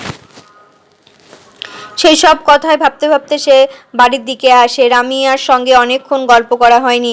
রামিয়া বলদের নাদায় জল ঢালছে। বাইরে এসে এসব কাজ করতে মানা করলেও সে শুনবে না। ওটাকে সামুয়ের না? এই যে বলদের মালিক এসে পড়েছে। যাচ্ছিলাম বাড়ি, রাস্তা থেকে হঠাৎ বলজোড়াকে ওপর নজর পড়লো। তারপর এ কথা সে কথা হলো। তোমাদের পাড়ায় তো দেখি ভীষণ কাণ্ড। আগে জানলে আমি আজ সাহেবের কুটিতে থেকে যেতাম। আমার সাহেব চলে যাচ্ছে আসছে সপ্তাহে। এই সব মহাত্মাজির হল্লার জন্য কি কে জানে? তাড়াতাড়ি টাকা পাচ্ছ বলো? সামুয়েল বলে, শুনেছি তো 700 টাকা দেবে। ভারী খুবসুরাত তোমার বলদ জোড়া। তুমিও কেন এরকম গাড়ি বলদ? পাতলি কোমরের গান গাইতে গাইতে সামুয়েল ঠাঙ্গরটুলির পথ ধরে। অকারণ বিরক্তিতে ঢোড়াইয়ের মন তেতো হয়ে ওঠে। রামিয়া প্রথম কথা বলে, আজ বাবাকে দেখলাম না থানে। রামিয়া জানে যে বাবার কথা ঢোড়াইয়ের সব সময়ে সাড়া দেয়। সত্যি তো, সারাদিনের হট্টগোলের মধ্যে বাবার কথা একেবারে ঢোড়াইয়ের মনে পড়েনি। গেল কোথায়? পুলিশের গাড়ি দেখে ভোরেই কোথাও পালিয়ে গিয়ে থাকবে। কিন্তু এতক্ষণ তো ফেরা উচিত ছিল। এখনই ফিরে আসবে। বাবার খুঁজে ঢোড়াই কয়েকবার থানে যায়। রামিয়ার সঙ্গে গল্প আজ ভালো জমে না। সন্ধ্যার পর পশ্চিমা বাতাস থামলে কাঠ জেলে আগুন করে রাখে। মারোয়া ঠেসে লেচি পাকিয়ে রাখে। এই বাবা এলো বলে পায়ের শব্দ শোনা যাচ্ছে। রামিয়া এসে ডাকে, বাবা এখনো তো এলো না? তুমি খেয়ে নাও না বাড়ি এসে। খিদে পেয়েছে বুঝি খুব? রামিয়া লজ্জিত হয়ে যায়। গঙ্গা স্নান যায় নাই তো? মিলিটারি ঠাকুর বাড়িতে প্রসাদ পাওয়ার জন্য থেকে যায় নাই তো? রামিয়ার প্রথমে নজর পড়ে, বাবা কম্বলটা তো নাই। কম্বল নিয়ে কোথায় যাবে এই গরমের মধ্যে? নিশ্চয়ই কোথাও বাইরে গিয়েছে দিন কয়েকের জন্য। তা যাওয়ার সময় বলে গেল না কেন? ঢোড়াইয়ের আত্মদর্শন। বহুদিন প্রতীক্ষার পর বাবা ফেরে না, কি জানি কেন ঢোড়াই নিজেকে এর জন্য দায়ী মনে করে। কিন্তু সত্যিই কি সে দোষী? বাবার ওপর ভালোবাসা তার একটু শিথিল হয়নি, এক বিন্দুও না। বাবার ওপর কর্তব্য ত্রুটি সে করেনি। তার বিয়ে করায় বাবা আপত্তি ছিল না, তবু সে বোঝে যে বাবা চলে যাওয়ার সঙ্গে তার বিয়ের প্রত্যক্ষ সম্বন্ধ আছে। কিন্তু এমন দোষ সে কি করেছে যে বাবা যাওয়ার আগে তার সঙ্গে কথা বলে গেল না? রামিয়া বলে, আমার জন্য বাবা হয়তো চলে গেছে। ঢোড়াই কথাটা তাড়াতাড়ি চাপা দিয়ে দেয়। সত্যি রামিয়াকে বাবা পছন্দ করতে পারেনি, না হলে হাতের ছোঁয়া খেলো না কেন? কেন বিয়ের পর থেকে বাবা অন্য রকম হয়ে গেল? এই ধুলো রোদ্দুরের মধ্যে এখন কোথায় যে ঘুরে বেড়াচ্ছে কে জানে। সে ছেলে থেকে ঢোড়াই বাবাকে দেখেনি, এমন বোধহয় এর আগে একদিনও হয়নি। তাছাড়া এখানে বাবা থাকলে সে ছিল এক কথা, দেখা না হলেও মনের মধ্যে স্বস্তি ছিল যে এখন ইচ্ছা দেখা করতে পারবে। যা বাবা কিছু না করলেও ঢোড়াইয়ের মনে ভরসা ছিল যে তার মাথার ওপর একজন আছে। তার সংসারের বিপদ আপদের সময় বাবা নিশ্চয়ই এসে দাঁড়াতো তার পাশে। এইসব কথা ভাবলে ঢোড়াইয়ের মন খারাপ হয়ে যায়। চলে যাওয়ার দিন এসেছে ঢোড়াইয়ের দুনিয়ায়। শনিচরা চলে গেল ঢাঙরটুলি ছেড়ে, সেও যাওয়ার আগে দেখা করে গেল না। এতওয়ারি যেদিন এসেছিল খাজনা দরখাস্ত মিস্ত্রিজির কাছে বুড়ো আঙুলের ছাপ দিয়ে, সেদিন তার কাছে শুনেছে ঢোড়াইয়ের খবর। যাওয়ার আগে শনিচরা আর তার বউয়ের কি কান্না, বাড়িঘর দেখে আর ডুকরে ডুকরে কাঁদে। শনিচরা চলে যাওয়ার খবর ওরেও সেদিন ঢোড়াইয়ের প্যানের ভেতরটা মোচড় দিয়ে উঠেছিল। শনিচরা বলেই পেরেছে ঢোড়াই তাতমাটুলি ছেড়ে চলে যাওয়ার কথা ভাবতেই পারে না। বড় ভালো লোকটা ছিল। দিনের পর দিন তার একসঙ্গে কাজ করেছে পাক্কির ওপর। কাজের মধ্যে দিয়ে তারা আপনার হয়ে উঠেছিল। সে সম্বন্ধে কোনোদিন যাওয়ার নয়। এতবারই সেদিন খবর দিয়েছিল যে সামুয়েল বলেছে যে সাহেবের কাছ থেকে পাওয়া টাকাটা দিয়ে সে ভাড়া টমটম কিনবে। গরুর গাড়ি কিছুতেই নয়। ঢোড়াইয়ের থেকে তার বড় হওয়া চাই। তোর সঙ্গে তার কি এত রেষারেষি বুঝি না। এখন কিনলে হয় ঘোড়া টমটম, আর আগেই আবার নেপালে জুয়ো খেলে টাকাটা উড়িয়ে দিয়ে না আসে। সব গুণই আছে সামুয়ারটা। ঢোড়াই ভাবে যে সকলেই তাকে দূরে ঠেলে দিচ্ছে, পাড়ার মতব্বরগুলো পর্যন্ত। সেদিন চৌকিদারি খাজনার কথাটা হাকিমকে বলার পর থেকে বাবু লাল আর দুখিয়ার মা তার বাড়িতে আসে না। মহতোর তো কথাই নাই। রতিয়া ছড়িদার আর বাসুয়া নায়েব সে পুলিশ আসার দিন থেকে তার সঙ্গে কথা বলে না। থাকার মধ্যে তার কাছে রামিয়া রামপিয়ারি। রামিয়ার মধ্যে সে নিজেকে একেবারে ডুবিয়ে দিয়েছিল। পৃথিবীর সব কিছু আয়নার হঠাৎ আলো পড়ার মতো মধ্যে মধ্যে সেখানে ঝলক ফেলে, আবার তখনই কোথায় তলিয়ে যায়। রামিয়ার সব ভালো। হুঁকোটা ধরার মধ্যে, তামাকের ধোঁয়াটুকু ছাড়ার মধ্যে তার অন্য তাতমানিদের থেকে বিশেষত্ব আছে। ভারী সুন্দর লাগে ঢোড়াইয়ে। আর ঠাট্টা যা করতে পারে, একেবারে হাসতে হাসতে নখদম করিয়ে দেয়। ঢোড়াইয়ের কাছে সামুরকে বলে মর্কট। এমন মজার মজার কথা বলবে, মর্কটের সঙ্গে একটু নাকি তফাৎ করে দিয়েছে ভগবান। অন্যমনস্কভাবে গড়তে গড়তে লাল রংটা মুখে পড়ে গিয়েছে ভুলে। দুজনে হাসতে হাসতে গড়িয়ে পড়ে। কিন্তু এই এত হাসি, এটা ঢোড়াইয়ের কেমন কেমন যেন লাগে বলে রামিয়াকে বাড়িতে থাকতে। কিন্তু সে কার কথা শোনে? 24 ঘন্টা ফুরুত করে উড়ে বেড়াতে ইচ্ছা করে এখানে ওখানে। হাসি মস্করা ফৌজি কুলতলায় বেটা ছেলে দেখলেও শরম নেই কিরকম যেন। আর ঢোড়াইয়ের জোরের জন্য সব জায়গায় জোর দেখাতে পারে। রামিয়ার কাছে সে একটু নরম। পশ্চিমবালি মেয়ে, বুদ্ধিতে তার চাইতে বড়, কত জোর করা যায় তার ওপর। কিন্তু তার মন রামিয়ার মধ্যে ডুবে থাকলেও তার দৃষ্টির প্রসারে বাড়ছে আস্তে আস্তে। তার জগৎটা বড় হয়ে উঠেছে। গাড়ি বলদ কিনবার পর থেকে পাক্কিতে কাজ করার সময় দূরের বটহির সঙ্গে দেখা হতো তার পথের ওপর। এখন সে নিজের গাড়িতে মাল বোঝাই করে কত দূরে দূরে চলে যায়, 5 কোষ 7 কোষ পূর্বে পশ্চিমে। কারহাগোলার গঙ্গা স্নানে, মবৈলি কুরবাঘাটের মেলায়। জাতপাত আলাদা হলে কি হয়, সব জায়গা লোকের হালত একই রকম। তবে পশ্চিমের গাঁওগুলোতে মাতমাঝির হল্লা আর পুলিশ হল্লাটা অন্য জায়গার চাইতে বেশি। এই যা মাতব্বররা ছাড়া পাড়ার অন্য সকলে এইসব দূর দূরান্তের গ্রামের খবর শোনবার জন্য আসে তার কাছে, যখন সে গাড়ি নিয়ে ফেরে। মহতোর বিলাপ। কিছুদিন থেকে দুনিয়া দরকারের চাইতেও বেশি তাড়াতাড়ি চলতে আরম্ভ করেছে। ঘটনার পর ঘটনার আঘাত লাগছে তাতমাটুলির সমাজে। তাতমাদের মনে জিনিসটা আরম্ভ হয়েছে হঠাৎ। কবে থেকে তার ঠিক মহতোর মনে নেই। এই 1 সাল 1.5 সাল হবে আর কি। লোকের মনে কিসের যে আগুন লেগেছে, যে স্রোত এসেছে চারিদিকে, মহতো তো বুঝতেই পারে না। তো তার সঙ্গে তাল রাখবে কি করে? রোজ শহর থেকে নতুন খবর শুনে আসছে তাতমারা কাজে গিয়ে। অলৌচি ঘোড়সওয়ার শহরের রাস্তা টহল দিচ্ছে। পদরি সাহেবের চলে যাচ্ছেন এখন, খালি একজন দেশি পাদ্রী থাকবে জিরানিয়াতে। খ্রিস্টান ঢাঙরগুলোর বিনা পয়সায় দুধ বন্ধ হয়ে যাবে রে। পাদ্রী সাহেবগুলো ছিল, তাদের গরু দুধ দিত। ভেউ ভেউ করে কেঁদে না গরু চলে যাচ্ছে। কালো ঝাঞ্ঝাবালি পাদ্রী মেমদের হাসপাতালে একেবারে সান্নাটা দেখলাম। আজ ঢাঙরটোলায় 6 ঘর কিরিস্তান আবার হিন্দু হয়ে গিয়েছে, বলেছে আর গির্জায় যাবে না, পাদ্রী সাহেবরা চাকরি জুটিয়ে দেবে না, তবে খ্রিস্টান থাকবো কিসের জন্য? সামোয়ারটাও হিন্দু হয়েছে। মিছিলজি প্রায়শ্চিত্ত করিয়েছেন তাদের। ভগলপুর থেকে একজন টুপিওয়ালা সাধু বাবা এসেছেন এই কাজ করতে।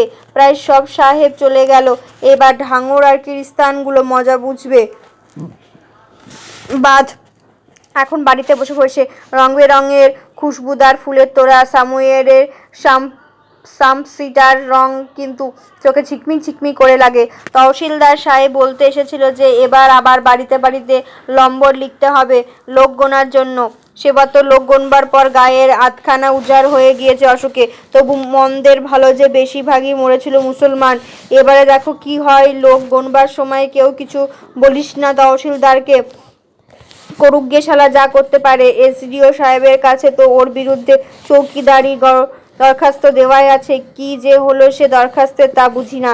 কেন এখন যাক না, ঢোড়ায় আর পেয়ারের হাকিমের কাছে কথা বললেন অনিরুদ্ধ মোক্তার। বলে যে মহাত্মাজির হল্লার মধ্যে হাকিমের সময় নেই এইসব দেখবার, যেমন সরকার তেমনি হাকিম। ঠিকই বলে মহাত্মাজি জালেরা, সমাজে কেউ কথা মানবে না, কারোর কথা কেউ শুনবে না, কি করে সমাজ চলে? ঢোড়াইয়ের দল বলে কার কথা শুনবো? ওই রতিয়া ছড়িদারের আর বাসোয়া নাইবের, দুটোই তো দফাদার খুফিয়া। ছড়িদার আর বাসুয়া শুনছি আর মাস্টার সাহেব বেটার খেলাপে হাকিমের কাছে সাক্ষী দেবে। মাস্টার সাহেব বেটা নাকি কালালিতে কার মাথার মদের বোতল দিয়ে মেরেছে, ওরা নাকি তাই সচক্ষে দেখেছে। ঢোড়াইয়ের দল তাই তাদের ওপর ক্ষেপে আছে।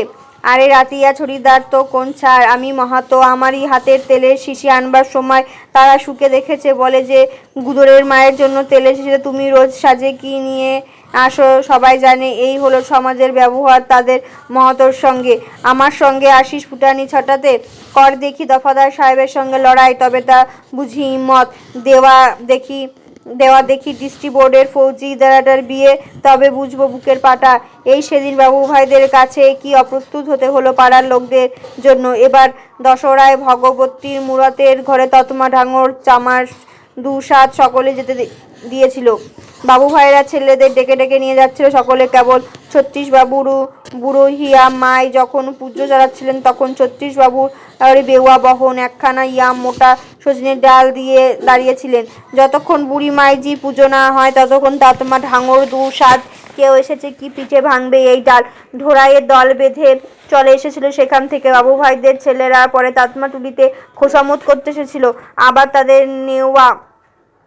নেউতা দিয়ে যেতে এসেছিল। আমি কত বোঝালাম, বাবু ভাইরা বলেছে সকলে, কখনো তো উঠতে পেতিস না ভগবতীর থানে, এবার উঠতে পেরেছিস? কোন মাইজি পাম দিয়ে 2 টুকরো করেছে আর অমনি অন্যথ বাঁধিয়ে তুললি? আরে ঢোড়ায়, তুই রাজি হলেই তোর এই হাতে মিলানে বলবো। সাগরেদগুলো তখনই রাজি হয়। এই কথাই ফোঁস করে উঠল সবগুলো। আচ্ছা বাবা, যা ভালো বুঝিস তাই কর। বাবু ভাইদের কাছে তোদের টোলার ইজ্জত খুব রাখলি বটে। আবার আমাকে শোনানো হলো যে রতিয়া ছড়িদার মাহাত্মাজির চেলার খেলাপে সাক্ষী দেবে, তাতে টোলার ইজ্জত বাড়বে। সেটা বন্ধ করার মহতো তুমিই না, আর বাবু ভাইদের পা চাটবার মহতো তুমি। নানা মহতগিরিতে না আগেকার মতো পয়সা, না আছে সম্মান, না আছে এক মুহূর্ত শান্তি। নায়েব ছড়িদারদের পর্যন্ত কিছু ঠিকানা নেই। তাদের মধ্যে কে যে কখন কোন দিকে বোঝা যায়।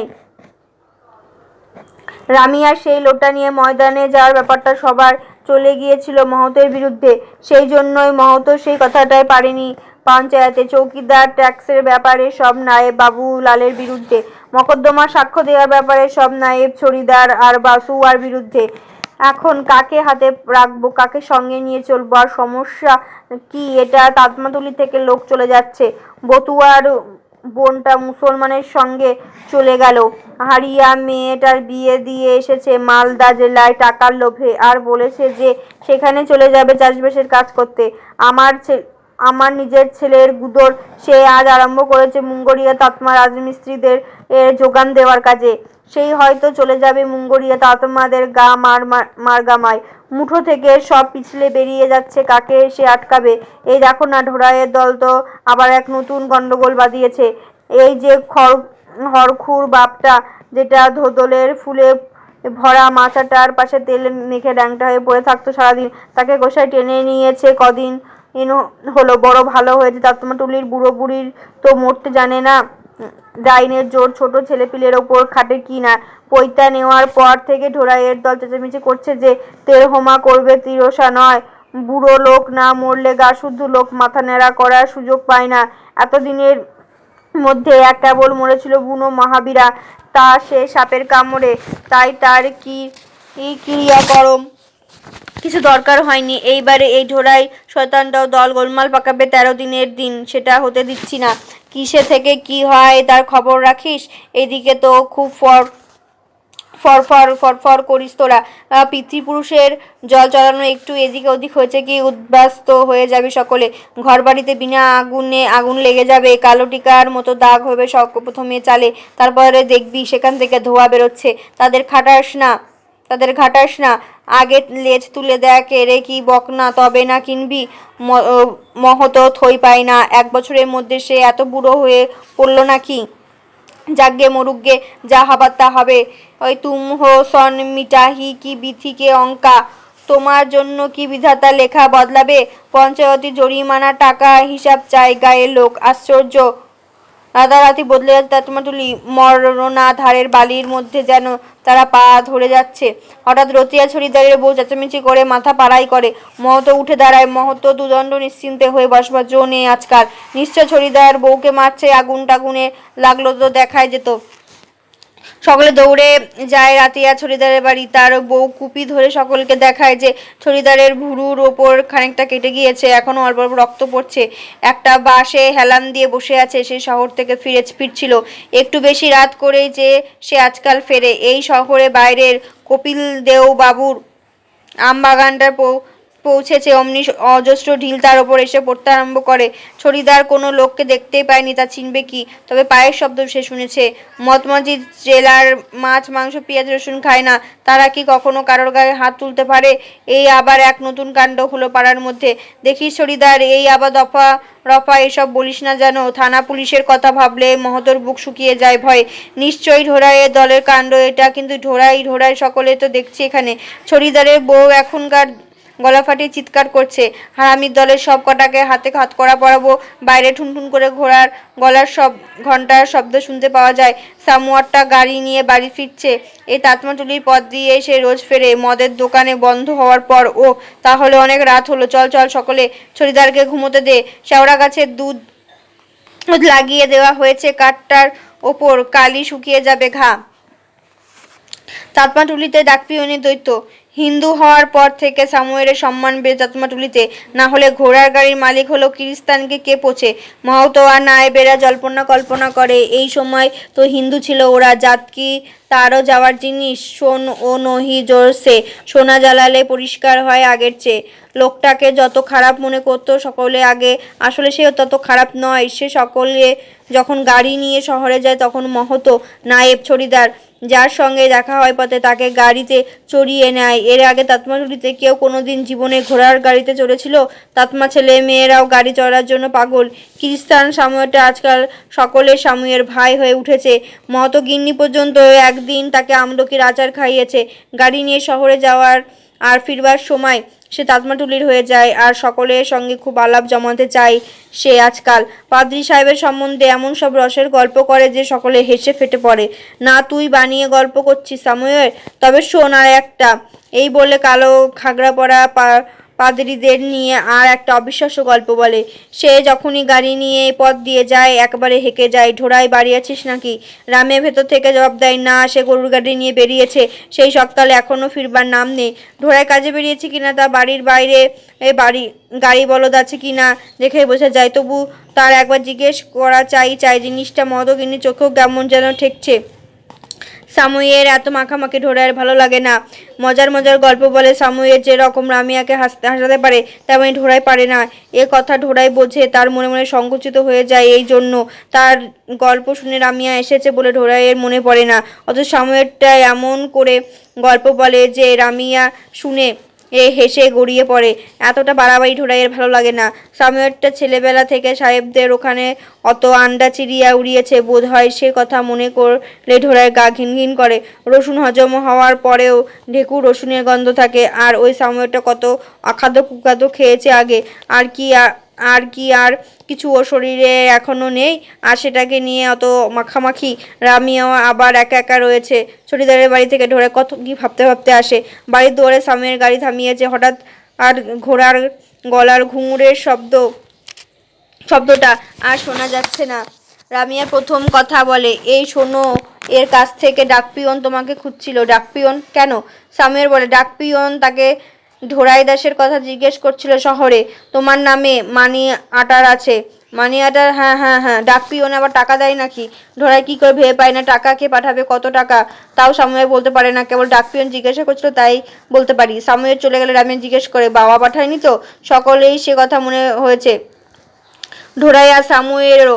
টাকার কথা উঠলে ঢোড়াইয়ের অন্য নাম কি মনে পড়তে পারে? ঢোড়াই কেন সব তৎমায় জানে যে রোজগার করে আনা টাকা নয়, আর টাকা আসে লোকের দেবত। রামজির কৃপাদৃষ্টি হলে বাবা পাঠিয়েছে নিশ্চয়। বাবা এখন তাকে মনে রেখেছে তাহলে। তাতমা তুলিতে সারা পড়ে যায়, মানি আটার মানি আটার। হয়তো নায়েবদের বুকের ভেতরে করকর করে। ঢোড়াইয়ের আরও মাথাচাড়া দিয়ে উঠল বুঝি এবার। ডাকিয়ে আনলো ঢোড়াই পাড়ার ভিতর। উঠোন ভরা জোরদার দল সম্ভ্রমের রামিয়ার গল্প শোনে। সে রাত্রে রামিয়া কি ঢোড়াই কেউই ঘুমোতে পারে না। সারা রাত তারা টাকার কথা আর বাবার কথা বলে কাটিয়ে দেয়। দিন কয়েক পরে ডাকপিয়ন আসে। সেই সন্ধ্যাবেলায় মিসিরজি তখন পিয়নের জন্য অপেক্ষা করতে করতে অতিষ্ঠ হয়ে বাড়ি ফিরবার জোগাড় করছেন। বাবুলালের বাড়ি থেকে কাজললতা আসে। পিয়ন 3টি টাকা থলির ভেতর থেকে বার করে দেয়, আর মানি আটা ছিঁড়ে এক টুকরো কাগজ দেয়। ওলায়তি লণ্ঠনের জন্য বাবা 3 টাকা পাঠিয়েছে অযোধ্যাজি থেকে।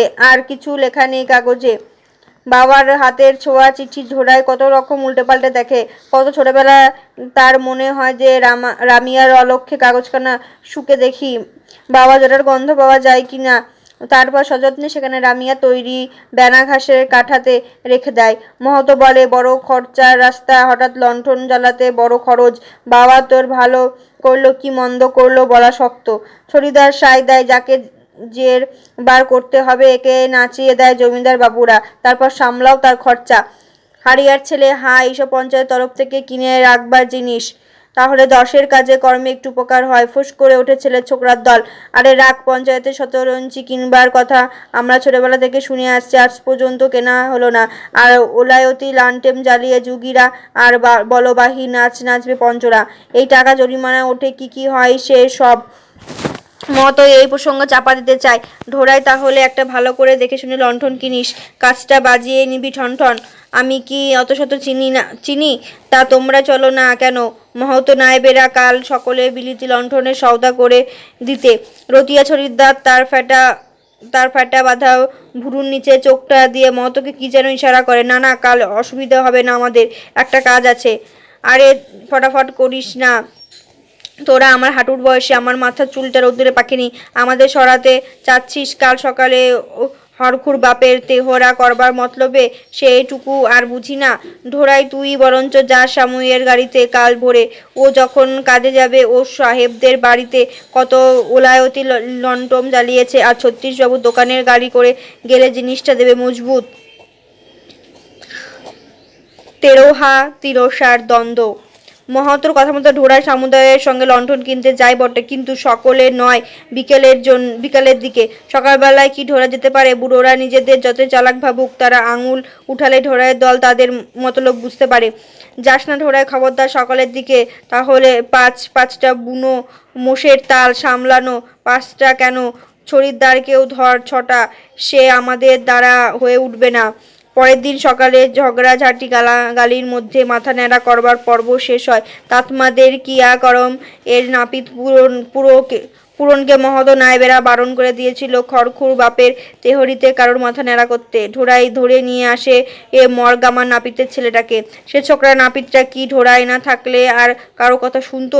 ঢোড়াই গাড়ি বোঝাই মাল নিয়ে গিয়েছিল কুশি স্নানের মেলায় দেখা এই নাপিতের ছেলে তার সঙ্গে তার মেলাতে কেনা চাক্কি ঢোড়াই গাড়িতে করে এনে পৌঁছে দিয়েছিল তার বাড়িতে ভাড়া না নিয়ে। সেই নাপিত কি এখন ঢোড়াইয়ের কথা না রেখে পারে? মরগামার মাঙ্গুরিয়া তাতমাদের পুরুতকেও ঢোড়াই ঠিক করে রেখেছিল, কিন্তু শেষ পর্যন্ত তার দরকার হয়নি। মিসিরজি রাজি হয়ে গিয়েছিল পুজো করাতে। রতি আর ছড়িদার মিসিরজিকে ভয় দেখিয়েছিল সে থানে রামায়ণ পাঠ বন্ধ করিয়ে দেবে। ঢোড়া জবাবে বলেছিল দফাদারকে বলে করাবে নাকি রামায়ণ পাঠ। ছড়িদার সকলে হেসে ওঠায় ছড়িদার আর ভালো করে কথাটা উত্তর দিতে পারেনি। ভাগ্যে সমুয়ের সঙ্গে গিয়েছিল লণ্ঠন কিনতে ঢোড়াই, না হলে তো ঠকেই মরেছিল। সামুয়েলের সঙ্গে ছিল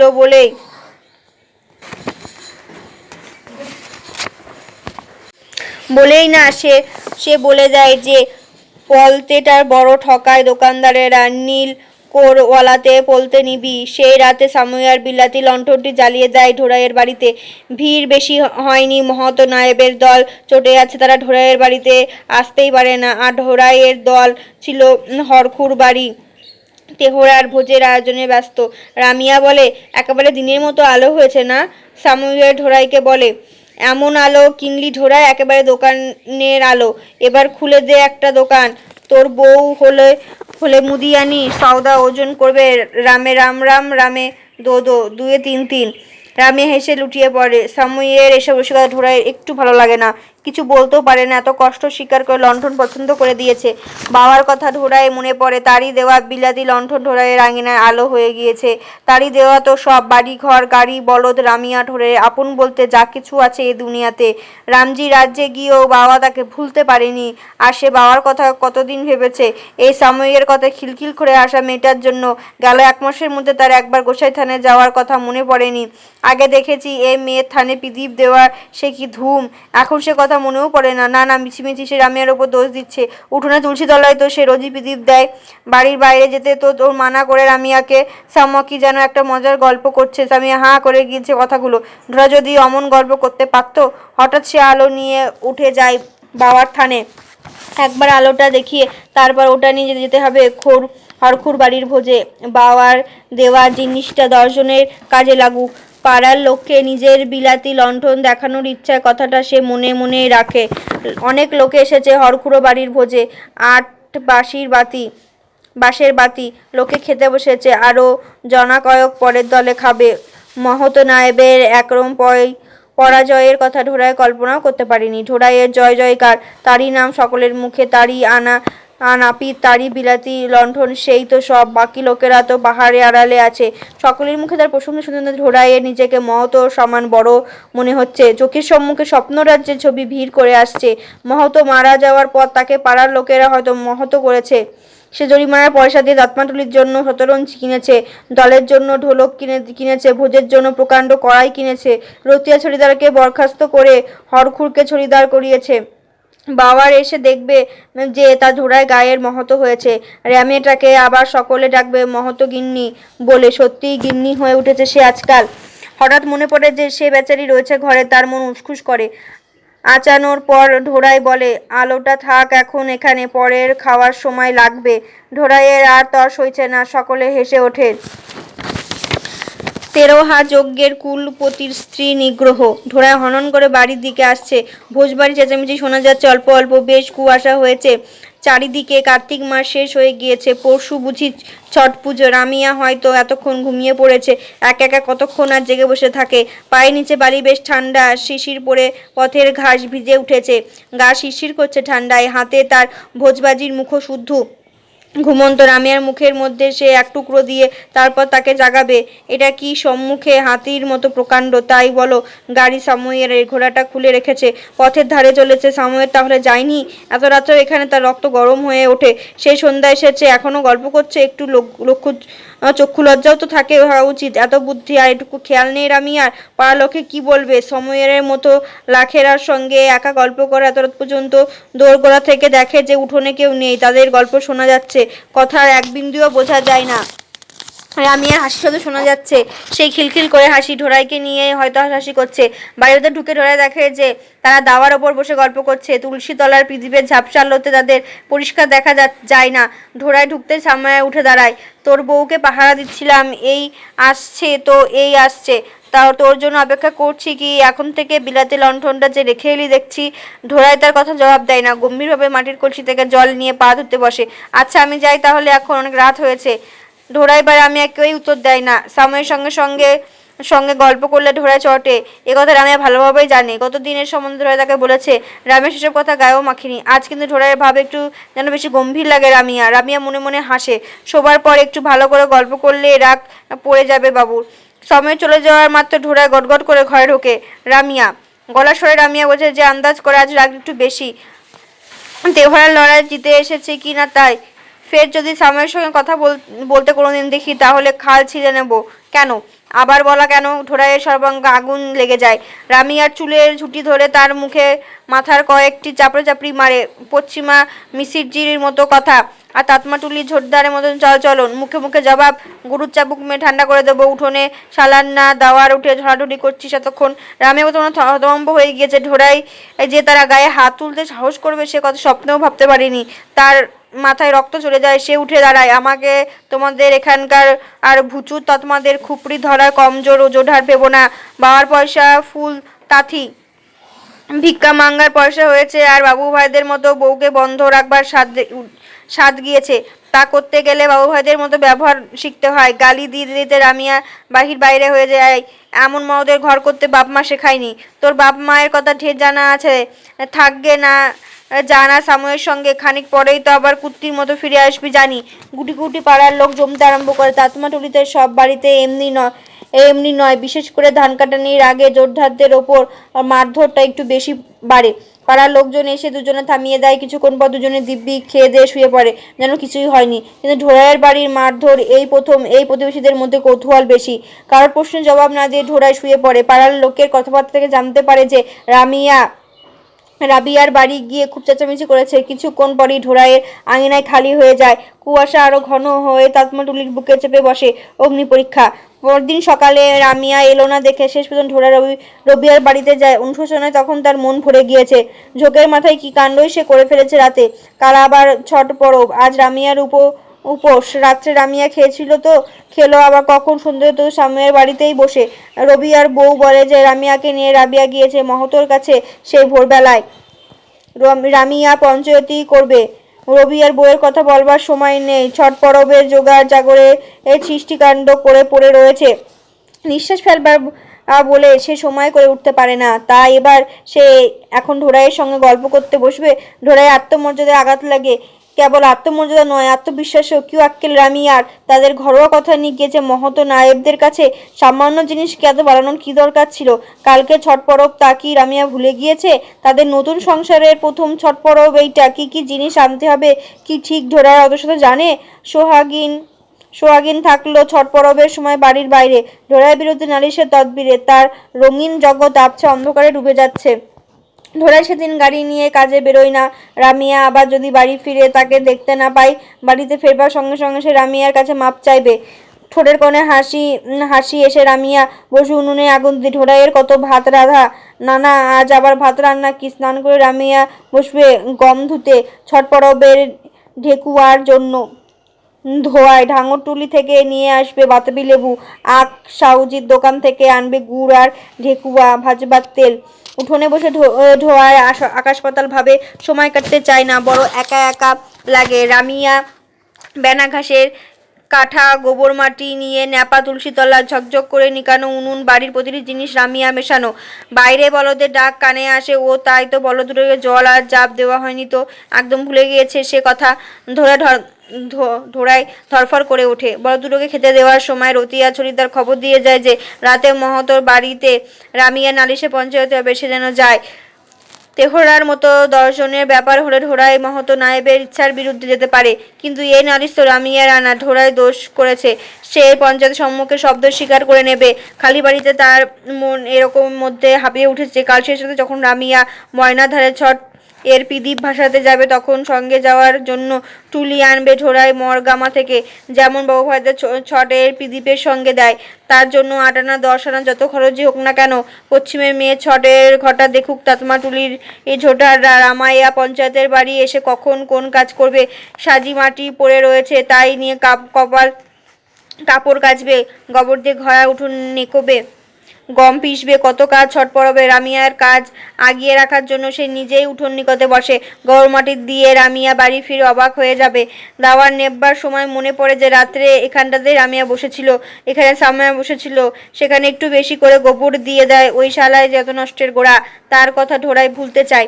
সাজের আলোয় রঙিন হয়ে ওঠে ঢোড়াইয়ের নিজ হাতে নিকানো ঝকঝকে আঙিনা। তুলসীতলায় অনবস্থাতে প্রদীপ জ্বালিয়ে দেয়, ভরে তেল দেয় তাতে। রমিয়া ফিরবার সময় পর্যন্ত যাতে সেটা জ্বলে, একটু তেল শিশিতে রেখে দেয়।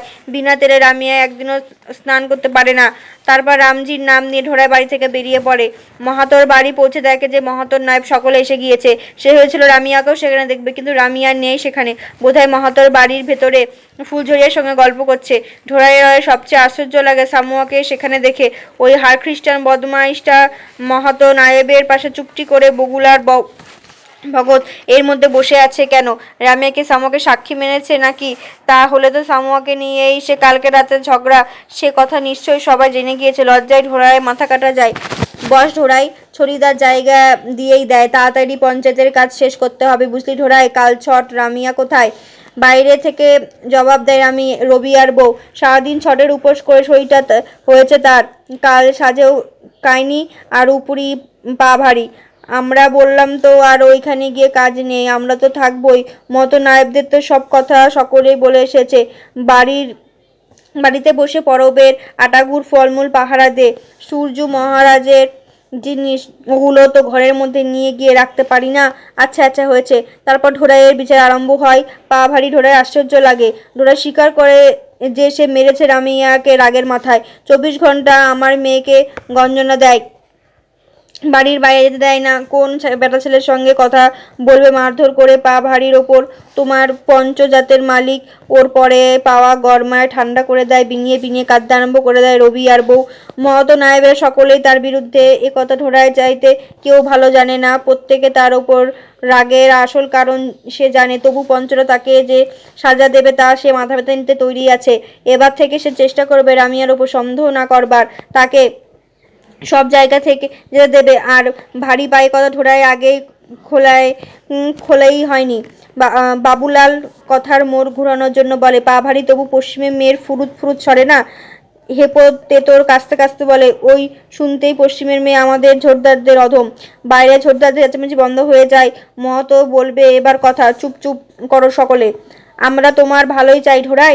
সকলে মহতোর এই কথাই সায় দেয়। আর ঢোড়াই তো আমাদেরই। ঢোড়াই অবাক হয়ে সকলের মুখের দিকে তাকায়। মহতো নায়েবদের কথায় এই সুর সে জীবনে শোনেনি, আর তার নিজের ক্ষেত্রে কোনো সহানুভূতি তাদের কাছ থেকে আশা করেনি। সে কিছুই বুঝতে পারে না। বাবুলালের মুখের দিকে তাকাতেই সে চোখ নামিয়ে নেয়। সব হিসাবে গোলমাল হয়ে যায় ঢোড়াইয়ের।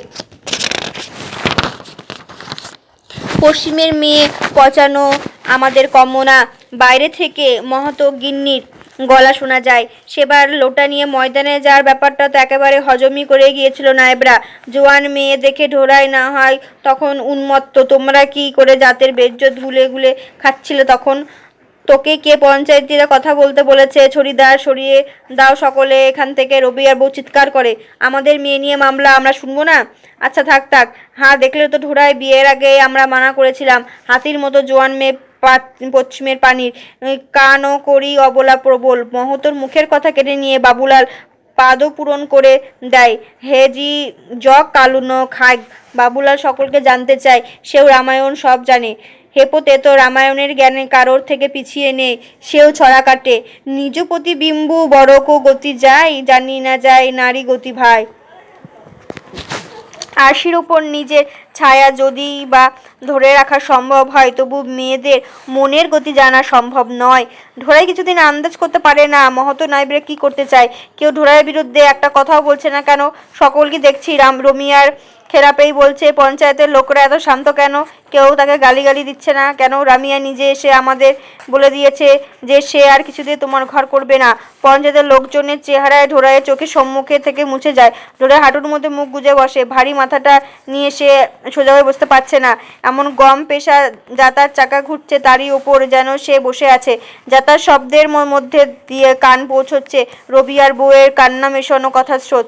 যা জুলুম করে ঢোড়াই আমার মেয়ের ওপর, 1 মিনিট দম নিতে দেয় না, বাইরে আসতে দেয় না, ফৌজি কুয়োতলা পর্যন্ত না হাসতে দেয় না। আমার মেয়ে কি টিয়া পাখি নাকি যে খাঁচার মধ্যে বন্ধ করে রাখবে? রোজ মেয়ে আমার কাছে কান্নাকাটি করতো, অনেক লাঠিঝাঁটা সয়েছে ওই ভিখারির বেটা বড় মানুষের। বাবু ভাইদের মাইজিরা মাঝির নিমক বেচে জিরানিয়ার রাস্তায়, আর ইনি আমার মেয়েকে বাড়ির বন্ধ করে রাখবেন। 7 কাল গেল ভিক্ষা করে, আজ আমাদের বিলাতি লণ্ঠন দেখাতে আসে। চুপ করবো কেন? আমার পা ভারী, মেয়ের হাড় গুঁড়ো করছে ও মেরে, আর আমি চুপ করব? তোমরা পঞ্চ, তোমাদের দেবতা। ওই পাখন্ডিটার ঘরে আর আমার মেয়েকে ফিরে যেতে বলো না। নিয়ে নিক ও ফিরিয়ে। বিয়েতে ও মেয়েকে যত টাকা দিয়েছিল। কান্নার শব্দে রবিয়ার বউয়ের তারপরে কথাগুলো আর বোঝা যায় না। টাকার কথা ঢোড়া চমকে ওঠে। কানের ভিতরের যাতার শব্দ হঠাৎ বন্ধ হয়ে যায়, সঙ্গে সঙ্গে ঘুরনিটাও। বলে কি, রবিয়ার বউ দেবে টাকা? জমিদারের ডিগ্রি ঝুলছে তার মাথার ওপর। বিয়ের সময় মিসিরজি যে চাল গুনেছিল তার সংখ্যায় বেজর ছিল। সে সময় ঢোড়াই ঠিকই দেখেছিল, আর কোনো সন্দেহ নেই তাতে। বাবুলাল এতক্ষণে কথা বলছো সে মেয়ে ঢোড়াইয়ের সঙ্গে থাকবে না, কিন্তু জোয়ান মেয়ে থাকবে কার সঙ্গে? এখন না হয় ধান কাঠি নিয়ে আসছে। তারপর রবিয়ার বউ ঘোমটার মধ্যে থেকে কেঁদে সে মেয়ে কিছুতে ঢোড়াইয়ের সঙ্গে থাকবে না, মরে গেলেও না। তখন তোমরা অন্য কারোর সঙ্গেও সাগাই ঠিক করে দাও। এবার মহতো কেসে গলা সাফ করে নেয়। কথা যখন উঠেছে তখন পরিষ্কার কথায় বলি, তাতমাটুলির মধ্যে ওই মেয়ের সাগাই টাগাই আমরা করাচ্ছি না। একবার কমজোরি দেখিয়ে ঠেকেছি। ঢোড়ার মাথাটার মধ্যে একখানা পাথর ঢুকে আছে। কোনো কথা ঢুকবার আর জায়গা নেই। নিজের দুর্বল লাগছে। বিয়ের সময় ফৌজি কুয়োর জল দিয়ে কাজ সারা হয়েছিল। ওই কুয়োয় বিয়ে দেওয়া নাই কেন সে সময় আপত্তি করেনি।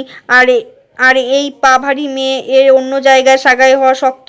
আমাদের জাতের মধ্যে না হয় এরকম সাগাই চলে, কিন্তু বাইরের লোকের মধ্যে তো তাতমাটুলির পঞ্চদের কথা খাটবে না। ঢোড়াই ঘেমে উঠেছে, মাথার মধ্যে ঠান্ডা ঝিমঝিম করছে। সাগাই রামিয়া কথাগুলো মানে কি ঠিক বুঝতে পারছে না। তার উপরে ঢোড়াই বিয়েতে টাকাও খরচ করেছে, সেটাও ফিরিয়ে না পেলে চলবে কেন? ওরও তো তাহলে আবার শাদি করা দরকার হবে। হ্যাঁ, এই ইনসাফ এর কথা বলছে মহতো। এই সব কথাবার্তার মধ্যে সাময়ী এতক্ষণ একটি কথাও বলেনি। এক কোণে বসে একটা ঘাস দিয়ে দাঁত খুঁটছিল, আর মধ্যে থুতু ফেলছিল। সে ঢোক গিলে বলে, তোমাদের যদি মত হয় তো আমি ঢোড়াইয়ের টাকা দিয়ে দিতে রাজি আছি। ঢোড়াইয়ের কান খাড়া হয়ে ওঠে। রামিয়াকে বিয়ে করতে রাজি আছি, এ কথা পরিষ্কার না বলেও সাময়ীর কথার অর্থ সুস্পষ্ট। দপ করে জ্বলে ওঠে ঢোড়াই। কি বললি? জিভ টেনে ছিঁড়ে নেবো, শরীরের সবকটা শিরা ঢিলে করে দেবো পিটিয়ে। ঢোড়াই উঠে দাঁড়িয়ে, আগুন বেরোচ্ছে তার চোখ দিয়ে। মত একটু ভয় পেয়েছে। বসো ঢোড়াই, ঠান্ডা হও। সাময়ীর তুই রাজি হলেই তো হলো না, আবার রামিয়া রাজি আছে কিনা তাও তো জানতে হবে। রবিয়া সাময়ীর হয়ে জবাব দেয়, আজ সাজেই তো ছড়িদারের সম্মুখে বলেছে রমিয়া যে সে রাজি আছে। ঢোড়াইয়ের কাঁধ আর হাতের পেশিগুলো শক্ত হয়ে ফুলে উঠেছে। এই বুঝি বাঘের মতো ঝাঁপ দিয়ে পড়ে পঞ্চদের ওপর। টাকা খেয়ে সাজস করো শালা চোট্টার দল। গলা ফাটিয়ে চিৎকার করে ওঠে ঢোড়াই। তার হিংস্র চোখের মধ্যে দিয়ে ধরে পড়ছে অজস্র বজ্রের ফুলিঙ্গ। বজরংবলী মহাবীরজির অসীম শক্তি এসে গিয়েছে তার দেহে আর বাহুতে। অনেক বড় দেখাচ্ছে তাকে। সম্মুখের এই হপতরঙ্গী পিঁপড়েগুলো সে ফু দিয়ে ঝৎকার করে দিতে পারে, মুহূর্তের মধ্যে টেনে ফেলে দিতে পারে দূরে যেখানে ইচ্ছে। ঝড়ের মুখে বকরহাট্টার মাঠের শিমুল তুলোর মতো উড়িয়ে দিতে পারে এক নিঃশ্বাসে। পরপর করে ছিঁড়ে টুকরো করে ফেলতে পারে ওই কুত্তা সাময়ীরকে। যেই দিকে সবুজ দেখে সেদিকে চড়তে যায় এই পঞ্চায়েতির ছাগলের দল। কিন্তু এই সব উকুন মারবার তার সময় কোথায় এখন? রামিয়া আগে, রামিয়ার সেই পশ্চিমা বাজারের আর এর অরাত রামিয়া। সাময়ীরকে বিয়ে করতে চাই রামিয়া। এতদিন থেকে তাকে ঠকিয়ে আসছে। বলেছিল মর্কটের মতো তাকে সাময়ীরকে পঞ্চায়েত ঘরের সকলে ভয়ে তার জন্য পথ ছেড়ে দেয়। কি করে কখন সে মহতোর বাড়ি থেকে বেরিয়ে আসে তা সে নিজে জানতে পারে না। সারা পৃথিবী তার চোখের সম্মুখে থেকে লুপ্ত হয়ে গিয়েছে। সে পশ্চিমা সাপটাকে সে পুষছিল, সেটা এতদিন ছোবল মেরেছে। তার কাছে রামিয়া সামুয়েলকে নিয়ে ঠাট্টা করে কটা চক্ষু বিলার বলে, কিছু জানতে পারিনি এতদিন। যাক, কিন্তু কারো শক্তি নেই সেই সাপটার কাছে যাবার পথে তাকে বাধা দেয়। মহাবীরজিও না, গোসাইও না, খোদ রামজিও এলেও না। বিশ্বব্রহ্মাণ্ডের হাওয়া শান্ত হয়ে গিয়েছে তার প্রতিটি স্নায়ুর উদ্যত আলোড়ন দেখে। তার হাত মুঠো এসছে প্রচণ্ড শক্তিতে পৃথিবীকে গুঁড়ো গুঁড়ো করে ফেলতে পারে এখনই। এই প্রতিটি অনুপরমাণু তার বিরুদ্ধ চরণ করছে সারা জীবন। মিষ্টিকে তেতেও বিষাদ করে দিয়েছে। রবিয়ার বাড়ির কুকুরটাকে কেউ করে ডেকে ভয়ে পালালো। প্রদীপ জ্বলছে দাওয়ায়। রামিয়া বাসে হেলাম দিয়ে ঝিমোচ্ছে। সারাদিন উপোসের পর ছট পুজো জিনিসগুলো পাহারা দিয়ে তার ঢুলুনি এসে গিয়েছে। ঝুঠি বাজারের অরাত পশ্চিমের কুর্তি তার মনে প্রচণ্ড ভিক্ষ প্রকাশ করার মতো ভাষা নেই। ঢোড়াইয়ের দরকার বাকি লাথি কিল ঘুষি চর এই নে এখানে মাথার মুখে পিঠে সর্বাঙ্গে ছট পরবের আখড়ার মট করে ভেঙে যায়। থেতলে কুটে পিষে চটকে ছেঁচে ফেলতে ইচ্ছা করে। হারামজাদি দেহটাকে পা দিয়ে নড়ালেও নড়ে না। রবিয়ার বাড়ি থেকে বের হয়ে পড়েছে ঢোরে অন্ধকারে। সে দুনিয়া তার বিরুদ্ধে গিয়েছে। সম্পর্কে কি তার সেই দুনিয়ার সঙ্গে? রবিয়ার বাড়ির কুকুরটা ডাকছে পেছনে, থানের দিকে আলো নড়ছে। তারই বিলাতি লণ্ঠন দিয়ে বোধহয় সকলে তাকে খুঁজতে বেরিয়েছে। রামিয়ার কপালের খানিকটা কেটে গিয়েছে। তার পাক্কির ওপর দিয়ে ঢোরে অন্ধকারের দিকে এগিয়ে চলেছে। টিম টিম করে আলো জ্বলছে। দূরে রেবুকুনির বাড়ি। সেই রাতে রেবুকুনি বলেছিল তার আর পাওনাটা দিতে শিগগিরই। হঠাৎ মনে পড়ল সে কথা। আর কারো ধারে না। সে কোমরের গোজা থেকে 1 আনা পয়সা রেবুকুনির নাম করে সে অন্ধকারে ফেলে দেয়। পাক্কির পাথরের ওপর কেবল একটু খুটকো শব্দ হয়। কাছে ঝিঝি পোকাটা পর্যন্ত সেই শব্দ শুনে মুহূর্তের মধ্যে একঘেয়ে ডাক থামায় না। ঠক ঠক ঠক ঠক ঠক ঠক। তাতমা তুলিতে একটানা হাতুড়ি পিটে চলেছে কামার পাখি। ঢোড়ায় চরিত মানস দ্বিতীয় চরণ। সাগিয়া কাণ্ড। ঢোড়াইয়ের জমি ও জাতের রাজ্য আগমন। কোথায় যাচ্ছে কোথায় যাবে ঢোড়া সে কথা ভেবে আসেনি। দুনিয়ার সব জায়গায় এমন সমান তার কাছে। তবে সে চলেছিল পাখি ধরে, বোধ হয় নিজের আজ্ঞাতে। বিকারের ঘোরটা কিছুক্ষণ পরে কেটে এলেও তা মনের জ্বর যাবার নয়। তাতমাটুলি থেকে সঙ্গে করে নিয়ে আসা চোখ আধার করা আধির প্রচন্ডরা কমে এসেছে, কিন্তু আকাশের আধার হয়তো কোনোদিনও কাটবে না। দুনিয়ার কাউকে সে আর বিশ্বাস করবে না। সব বেইমান।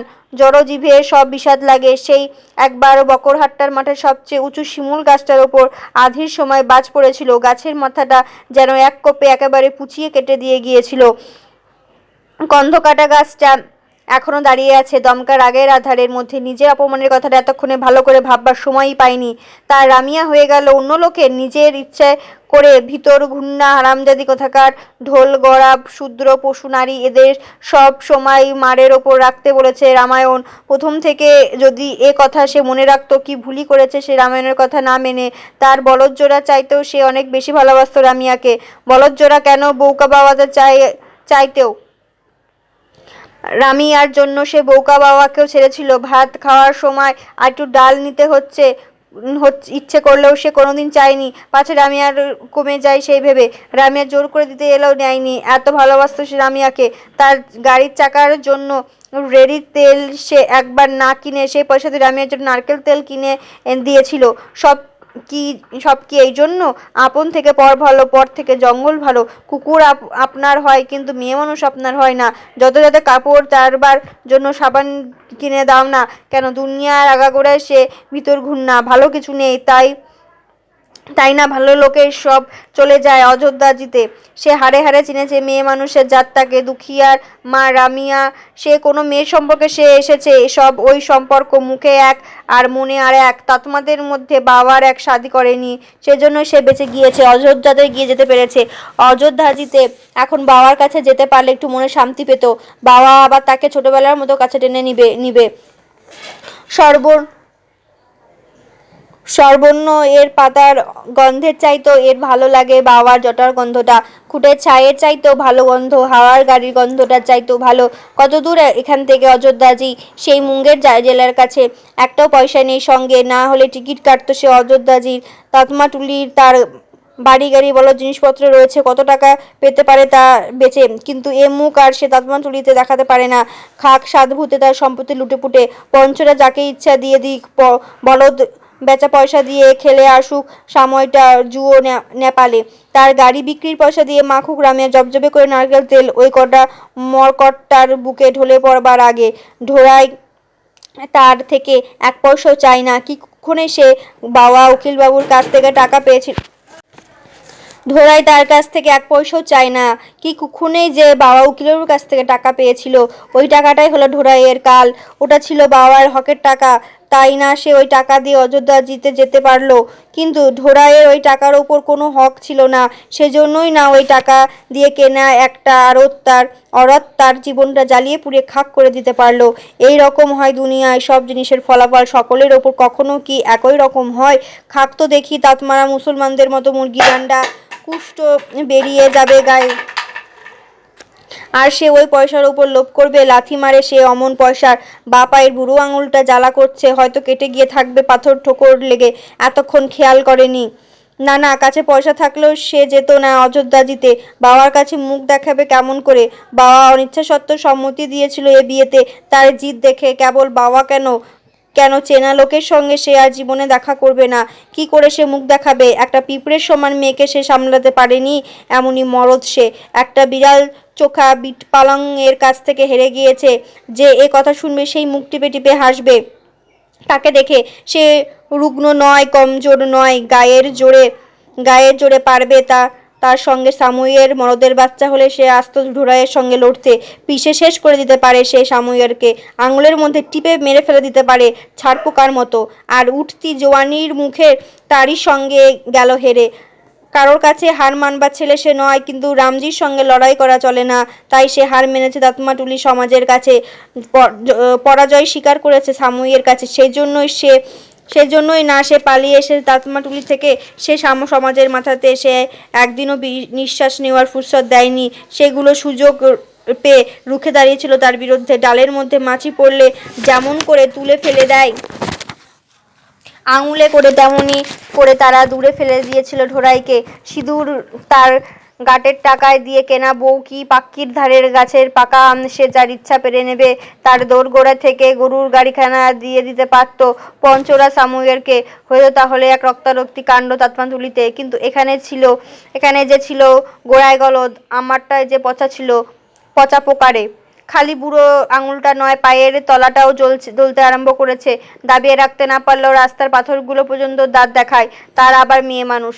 তাকাত দিয়েছিল রামজি তার শরীরে। একটা চনমনে আড়তকে সামলাতে পারেনি সে এ শরীরে তাকাত সত্ত্বেও। কিন্তু একটা পেট সে যেখানে থাকুক হেসে খেলে চালিয়ে নেবে। একেবারে একা সে দুনিয়ায়, তার মন চাইতে বাধা পড়েছে। কিন্তু তার কপালেই আলাদা। ছোটবেলা থেকে সে দেখে আসছে, নইলে তার মা তাকে পর করে দিয়েছিল, নইলে ভারী পা স্ত্রী তাকে ছেড়ে চলে যেতে পারে। ভারী পা সেই যেটা আসবে, তার ও পর্যন্ত কোনো অধিকার তার থাকলো না। তার মন বলছে সেটা নিশ্চয়ই হবে ছেলে। সেটা শুদ্ধ হয়ে যাবে সামুয়ের, জল চড়াবে ঢোড়াইয়ের বাপ ঠাকুরদাকে নয়, কতগুলো ঢাঙরকে। হয়তো বা গলকর্তা সাহেবের পীড়িতকে। এ জন্মে তো গিয়েছে, পরের জন্মে তার অন্ধকার বিনা দোষে তার নরকে পুষতে মরতে হবে। আর জল পেয়ে যাবে আজন্ম খ্রিস্টান সামুয়েরটা। নিজের ক্ষমতা বিশ্বাসটুকু কাল রাতে শিকড় শুদ্ধ নাড়া খেয়েছে, তাই আক্রোশের বিষয়ে উঠেছে তার মন, জাতের ওপর, সমাজের ওপর, দুনিয়ার ওপর। ক্ষমতা থাকলে সে এক্ষুনি চুরচুর করে ফেলে দিত ওইটাকে। রামজি কি জেনে শুনেও লোকের ওপর অবিচার করেন? ছি ছি, এ কি ভাবছে সে? সীতারাম সীতারাম, সারা রাত একবারও বসেনি সে। রোদ্দুরটাও আস্তে আস্তে গরম হয়ে উঠেছে। পা আর চলতে চায় না। দাতমাটুলি থেকে অনেক দূরে চলে যেতে চায় সে, যত দূরে পারে। রোদ্দুরে গা গিয়ে ঘাম ঝরছে, জল তেষ্টা পেয়েছে। নিজের মনকে সে বোধহয় অনেক দূর চলে এসেছে দাতমাটুলি থেকে। দূরে পাখি থেকে কোষখানেক পশ্চিমে একখান গা দেখা যাচ্ছে।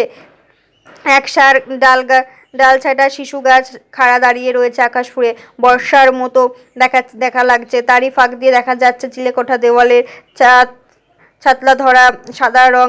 পাকা দালান থাকলে ইদারা থাকবে কাছে, তাই সে সেই বাড়ি লক্ষ্য করে পাখি থেকে নামে। অন্তত খানিকটা জিরিও তো নেওয়া যাবে। ওই বাড়িটা পর্যন্ত যেতে হয়নি। তার আগে গায়ে একটা কুয়ো দেখে সেখানে দাঁড়িয়ে গিয়েছে। কুয়োর পাশে একটা কঞ্চির বেড়াটা পলতার লতায় ঢাকা। পাশের বাড়ির সম্মুখটা ঝকঝকে নিকানো, চালের ওপরটা লকলকে লাউ ডগায় ঠেকে দিয়েছে। একসার গাঁদা ফুলের গাছ আলো করে রেখেছে উঠোন খানকে। উঠোনের মাঝখানে দোতলার সমান উঁচু একটা মাচাতে বীজের জন্য রাখা ভুট্টার মালা ঝুলানো। ঢোড়ায় তাকিয়ে তাকিয়ে দেখে তার বুকে ধুকপুকানি ঠেলে গলা বেরিয়ে আসতে চায়, দম বন্ধ হয়ে আসে, ঢোক গিলে ঠোঁট চেপে অন্যদিকে মুখ ফিরিয়ে নিতে চায়। তার দুঃখ তার নিজের জিনিস, অন্য কারোর কাছে বলবার নয়। পাশে তামাক ক্ষেত থেকে একটা ছুঁচলো মুখো লোক এসে কুয়োতলায় হাত মুখ ধুচ্ছিল। ঢোড়ায় গিয়ে দাঁড়ালো জল খাবার জন্য। ঘর কোথায়? পুরো পাক্কি থেকে কত দূরে? কি জাত? তন্ত্রী মাছত্রী? আরে তাতমা বলো, তাতমা বলো। জল খাবার পর আরো অনেক কথা হয় লোকটির সঙ্গে। কোথায় যাবি? রোজগারের জন্য যদি হয় তাহলে এ গায়ে থেকে যেতে পারিস, আমি কাজ দিতে পারি এখনই এই সম্মুখে তামাক খেতে। গায়ের লোক রাখতে চায় না। কি আর কাজ? তামাক ক্ষেত্রে কাজ জানিস না? পূর্বের লোক, জানবি কোথা থেকে?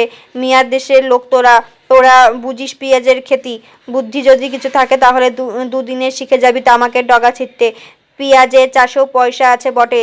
ঘোড়া চাষবাসের কাজ কোনোদিন করেনি, যদি না পারে, যদি মন না লাগে তারও আরো দূরে গেলে হতো। লোকটার হাবভাব রতিয়া ছড়িদারের সঙ্গে কোথায় যেন মিল আছে।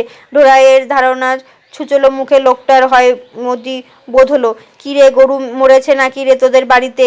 কথা বলিস না কেন? খুব গরজ ভাবলি বুঝি আমাদের? ঢোড়া অপ্রস্তুত হয়ে আমতামতা করে। শেষ পর্যন্ত ঢোড়া এখানেই থেকে যায়। যখন ইচ্ছা চলে গেলেই হবে, সেটা তো নিজের হাত। গাঁদা ফুল ভরা বাড়িটায় গোয়াল ঘরের মাচায় ঢোড়া জায়গা পেয়ে যায়। লোকটা যাওয়ার সময় ঢোড়াকে শুনিয়ে যায়, এই গায়ের বাবু সাহেবদের 150 গরু আছে, তার রাখাল পায় মাসে 4 আনা করে, আর বছরে 1 জোড়া কাপড়, শীতে একটা কুর্তা। ঢোড়ায় তখন পাওয়া নিয়ে দর কষাকষি করবার মতো মনের অবস্থা নয়। কোনো রকম একটা মাথা গোছবার আস্তানা আর 2টি খাওয়ার সংস্থান হলেই তার দিন চলে যাবে। সেই জন্য সে ওই লোকটি আরও কি সব বলছিল সেসব চেয়ে ভালো করে শোনেননি। বিলটা আদির সহিত কথোপকথন। গায়ের নাম বিষকান্ধা, কাজেই সে ভাঙা বাড়িটার ওপর অশ্বত্থ গাছ উঠেছে। সেখানে সাজের পর ঢোলকের বোল উঠলে ঢোড়ায় সেখানে পৌঁছায়। লোফটা অবশ্যই খৈনি তামাকের। কালকে থেকে খাওয়া হয়নি। হঠাৎ কিছুক্ষণ থেকে এই অভাবটাই সবচেয়ে বড় মনে হচ্ছিল। তাই ঢোলের আওয়াজের ঢালাও আমন্ত্রণ উপেক্ষা করতে পারিনি। লোক তখনও বেশি জোটেনি। ঢোড়ায় হঠাৎ মনে পড়ে, এরা জিজ্ঞেস করবে এখনই যে তার বাড়ি কোথায়। মদগিন্নির বাপের বাড়ি মলহরিতে। এছাড়া আর কোনো গায়ের নাম সে আসে না। তাতমা টুলির কথা সে চেপে যাবে একেবারে। সকলে অপাঙ্গে তার দিকে তাকায়। কে কোথায় বাড়ি? এদিকে কুটুম্বিতা নেই তো? তবে এদিকে কি রোজগারের জন্য? ঢোড়াইয়ের মনে হয় 2-1 জনের মুখে একটু কাঠিন্যের রেখা পড়ে। তারা তারা তার পৈতের দিকে তাকাচ্ছে। জাত তন্ত্রী মচ্ছত্রী, তবু ভালো যে রাজপুত ছত্রী তত্রী নও। আমরা কুশো বাহাত ছত্রী। এই নাও। বই লোকটা হুঁকো থেকে কলকেটা ঢোড়াই হাতে দেয়। ইঙ্গিত সুস্পষ্ট, তন্দ্রিমা ছত্রী যাত্রা কুশবছতি জাতের চাইতে একটু অনেক নিচু। রাত থেকে মনটা বিষিয়ে আছে নিজের জাতের ওপর। পারলে সে ভুলে যেতে চায় নিজের জাতের কথা, কিন্তু কারো জাত গিয়ে কি গায়ের ময়লা যে ডলে ফেলে দেবে, তাই জাতের অপমান এখনো তার গায়ে গিয়ে বেঁধে। ইচ্ছে করে বলে যে, কোয়েরি আবার কুশবাহা ছত্রী হলো কবে থেকে? চিরকাল গেল লোকের বাড়ি বাসন মেজে আর বাবু ভাইদের পাতের এঁটো কুড়িয়ে। আজ এসেছেন হুঁকো থেকে ছিলিম নামিয়ে নিতে। না, প্রথম দিন এসেই সে গায়ের লোকের সঙ্গে ঝগড়াঝাটি করতে পারে না। না না না, তামাক আমি খাই না। তকলিফের পরোয়া করে না সে। এতক্ষণে সকলে তার দিকে ফিরে বসে। বলে কি, লোকটা পয়সার অভাবে তামাক কিনতে পারে না এমন লোক তারা বহু দেখেছে, কিন্তু মাংনায় তামাকে একজন সুস্থ শরীরের লোক খায় না এমন জীব সে আগে তাদের চোখে পড়েনি। খৈনি না, খৈনিও না। এই আত্মনিগ্রহের মধ্যে দিয়ে ঢোড়াইয়ের মন অপমানের প্রতিবাদ জানায়। গিরিদাস বাবাজি পর্যন্ত খৈনি তামাক খান, আর এই লোক খায় না? বিবি আছে না? এই সরাদ, এই কানুনের যুগেও মোচ উঠে গিয়েছে, তবুও একরকম পরদেশীয় সঙ্গে গল্প না করে তাচ্ছিল্য দেখানো চলে না। সকলে পাল্লা দিয়ে ধরে গায়ের কথা শুনতে আরম্ভ করে। কত খবর? যে লোকটির সঙ্গে ইদারাতলা দেখা হয়েছিল সে কি নাম বলেছে নিজের? গিরিধারী মণ্ডল। ছুঁচলো মুখ শিয়ালের মতো। ওকে আমরা বলি গিধর মণ্ডল। ওর ওখানেই কাজ নিয়েছ বুঝি? তবে যে বললে কুয়োর ধারে তামাক ক্ষেতের কথা, হ্যাঁ, সে তো ও মোর সম্মতের। গিধরটা মিছে কথা বলেছে, আমাদের যাতে মোড়ল হলে কি হবে, ও পরিবারটাই হাড় বরজাতের ঝাড়। 1 20 2 20 সালের কথা হলো, এই বুড়ো হাদাটা দেখছি এখন তখনও কোমরে ল্যাংটা ওঠেনি কি না বুড়ো হাদা। সেই সময় নীলকর সাহেবের সঙ্গে একটা ভারী হল্লা হয়, একেবারে তুলকালাম ব্যাপার। বিলসন সাহেবের কাটা মাথা পাওয়া যায় থানার বারান্দায়। সেই সময় সব গায়ে হিন্দু খ্রিস্টানরা মন্দিরে গিয়ে প্রতিজ্ঞা করেছিল আর মুসলমান খ্রিস্টানরা মসজিদে গিয়ে প্রতিজ্ঞা করেছিল যে তাদের মধ্যে যে নীলকর সাহেবদের দিকে যাবে সে গরু শুয়োর খাবে। তখন গিধর মণ্ডলে ঠাকুরদা গিয়েছিল নীলকর সাহেবদের দিকে। সেই থেকে গিধর মণ্ডলের পরিবারের নাম হয় গুরুখর পরিবার। হ্যাক থু থু থু, জয় মহাবীরজি।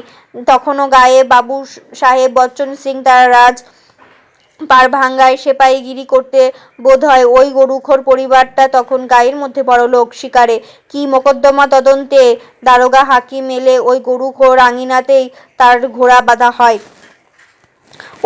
ওই তামাক ক্ষেতটা তোমাকে দেখিয়ে দেওয়ার সময় গেদাটা বলেছিল নাকি যে ক্ষেতটা তার?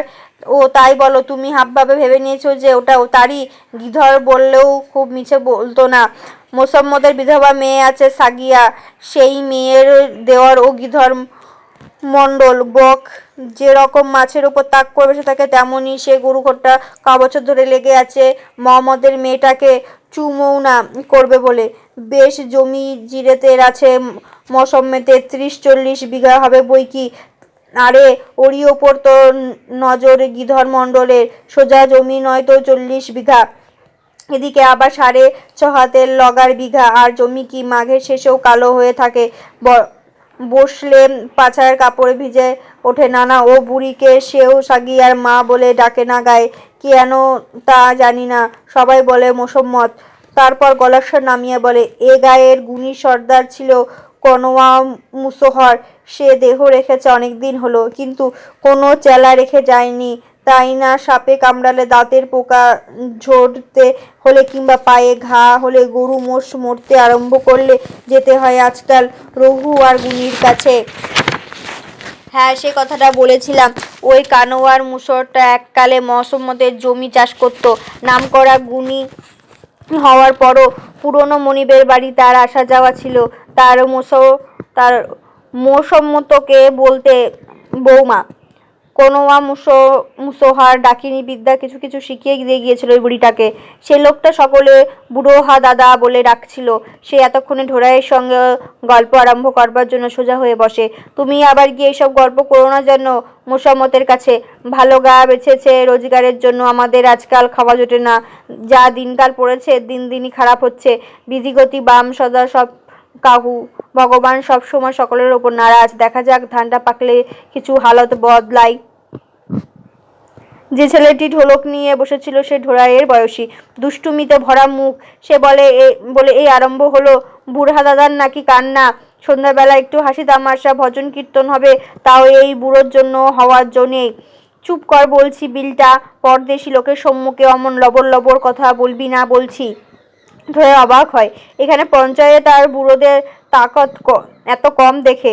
বিলটা বুড়ো দাদার কাছেও কথা বন্ধ করবার জন্য দমাদম ঢোলক বাজাতে আরম্ভ করে, তারপর গানের কলি আরম্ভ করে। বাকি সকলে ধুয়ো ধরে। জমিদারের সেপাই এসেছে খাজনা নিতে রে বিদেশিয়া, সকালবেলা ধরে নিয়ে গিয়েছে ভাসুরকে রে বিদেশিয়া, বেঁধে রেখেছে তাকে খুঁটিতে রে বিদেশিয়া, তালা বাটি নিয়ে যা সেপাই বাকি খাজনার দাবিতে। তা নয়, সেপাই আসে রাতের বেলা জ্বালাতে রে বিদেশিয়া। মহাবীরজিকে প্রণাম করে গান শেষ করে। ঢোড়ার ইচ্ছা করে বিলটার সঙ্গে আলাপ জমাতে। বলে, আমাদের ওখানে মহাবীরজির চাইতে রামচন্দ্রজির নামই বেশি চলে। তোমাদের কলিজা বোধহয় আমাদের চাইতেও ছোট, তাই বোধহয় মহাবীরজির মালিক না হলে মানায় না তোদের। হেসে গড়িয়ে পড়ে সকলে। বিলটার সঙ্গে কথাই কেউ পারবে না। বিলটা কিন্তু ঢোড়াইকে অপ্রস্তুত হওয়ার অবকাশ দেয় না। জিজ্ঞাসা করে, তুমি গান জানো না? লজ্জা পাচ্ছ কেন? একটা গান বলছি না, একলা কি আবার গান হয় নাকি? সে তো যারা মোষ চড়ে তারা ভোর রাত্রে শীতের জ্বালায় গায়, রাত দুপুরে পথিক ভয় ভাঙানোর জন্য গায়, সে কি গান নাকি? আমি বলছি এই সবাই মিলে গান গাওয়ার কথা। গানের সময় তোমাকে চুপ করে দেখলাম কিনা তাই বলছি।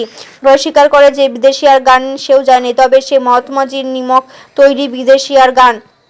বিলটাও সে গান জানে, সকলেই জানে, কিন্তু খবরদার না। মহাত্মাজির বিদেশিয়া এখানে গাওয়া বারণ, গাইলে দারোগা সাহেব হল বলদ ক্রোক করবে। ওই শালা হাড়ির বাচ্চা লচুয়া চৌকিদার আছে, সে গিয়ে সব খবর দিয়ে দেবে দারোগা সাহেবের কাছে। আরও কত কথা হয়, বেশ লাগে তার বিলটাকে। রাতে যখন সে বাড়ি ফেরে তখন সাগিয়ার মা তার জন্য জেগে বসে রয়েছে।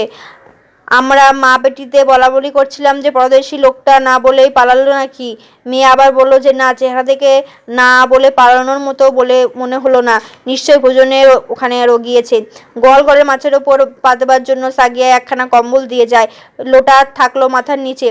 অনেকক্ষণ চোখ বুজে ভেবেও ডাইনির কোনো লক্ষণ ধরার মুসম্মতের মধ্যে খুঁজে পায় না। রাতে শুয়ে পাশ থেকে নারকেল তেলের গন্ধ পাওয়ার অভ্যাস হয়ে গিয়েছে তার। গত 1 বছরের মধ্যে তামাকের মতো না পেলে মন খুঁতখুত করে। মনে পড়েছে যতক্ষণ বেশ, এতক্ষণ এলে ঘুম হয়। মোসম্মতের ক্ষেত, গায়ের প্রাণ, গায়ে দলাদলি। দিন কয়েকের মধ্যে গায়ে ঝগড়াঝাটি, নারী নক্ষত্র ঢোড়া জেনে গেল। বড় গ্রাম, অনেক দল, অনেক রকম স্বার্থ, বরফ নিজের নিচে সেজ, একেবারে একাকার ব্যাপারটা তাই তাতমাতুলি থেকে অনেক বেশি জটিল। সকলের নজর মাটির ওপরে, জমির ওপর। মাটির রস মরলে তাকায় ওপরের দিকে, তারপর চোখ বুজে তাকায় আটপৌড়ে মহাবীর্যির দিকে। তাতমাতুলিতে জমির গল্প কেউ করতো না, জমিদারের গল্প করতে কালে ভদ্রে। কিন্তু এখানকার হাওয়া অন্যরকম। এখানকার হাসি কান্না, গল্প, রঙ্গ, তামাশা সবই চাষবাস আর জমিদারকে নিয়ে। অর্ধেক কথায় সূক্ষ্ম ম্যারপ্যাচ ঢোড়ায় ধরতেই পারে না। এ পাড়াটার নাম কোয়েরি টোলা। এখানে সব জাতে কোয়েরি। এদের অধিকাংশ রাজপুতদের আধিয়ার। রাজপুতরা থাকে এই কাছে রাজপুত টোলায়। জমি জিরাতের মালিক তারাই। কোয়েরিয়ার বাড়ির মেয়ে পুরুষ অনেক, বংশানুক্রমে তাদের বাড়ির ঝি চাকরদের কাজ করে। কৈরাদের মধ্যে কেবল 2-4 ঘর লোকের নিজের জমি আছে। আইনত ও অঞ্চলের জমিদার রাজপাড় ভাঙা শরণটিতে যেখানে সকলের উইলসন সাহেবের নীলকুঠি ছিল, সেইখানে জমিদারের সার্কেল কাছারি। লোকে বলে সার্কেল। গায়ে কাউকে তেল মাখতে দেখলে বুড়োরা শ্লেষ জিজ্ঞাসা করে, কিরে আজ সার্কেলে যেতে হবে নাকি? আবিষ্কারের আনন্দ নিয়ে ঢোড়াই এই সব কথাগুলো শোনে, মনে রাখবার চেষ্টা করে। প্রত্যেক জায়গায় নিজস্ব কথাবার্তা, রীতি রেওয়াজ না জানলে সেখানকার লোকেরা কাউকে আমলই দিতে চায় না। আইনের চোখে যাই হোক, আসলে কিন্তু গায়ের জমিদার বচ্চন সিং, গায়ের বাবু সাহেব, জোত আর রাইতি জমি মিলিয়ে এই জমি হবে প্রায় 3000 বিঘা। কিন্তু ইনি নিজেকে বলেন কিষাণ। আজকাল নিজেকে কিষাণ বললে লাভ আছে। বাবু সাহেবের জমি এখনো বাড়ছে, এ যে বাড়তেই হবে। জমি যে মানুষের পরিবারের মতো, ছেলেপিলে হয়ে ক্রমাগত বেড়ে চলে, না হয় মরে হেজে ছোট হয়ে আসে। এখন একই রকম কখনো থাকে না।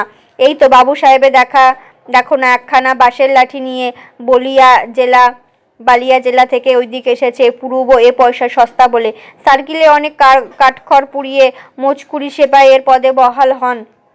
মজকুরি সেপাইয়ের পয়সাও মাইনে পায় না, পায় কেবল পিতলের তকমা, আটা, একটা চাপরাশ, একটা পাগড়ি আর সার্কেলের খরচে তার লাঠির ওপর পিতলের দিয়ে নিচটা লোহা দিয়ে বাঁধিয়ে দেওয়া হয়। কড়া হুকুম আছে, লাঠি যেন কিছু স্টেজ থেকে দেওয়া না হয়। বিয়ে করা স্ত্রী আর লাঠি একই রকম জিনিস। যে লোকটা পরের লাঠি দিয়ে কাজ চালাতে হয়, খবরদার বিশ্বাস করুন না তাকে। আর ছাপড়ি আর বালিয়া জেলার রাজপুত ছাড়া আর সকলেই দরখাস্ত খাস্তা খাতায় ফেলে দিও। সেই মজকুরি সেপাই কেমন করে আস্তে আস্তে এখানকার বাবু সাহেব হয়ে গেলেন, সেটা একদিনকার প্রতি গ্রামের গতানুগতিক ইতিহাস। তার মধ্যে নতুনত্ব কিছুই নেই।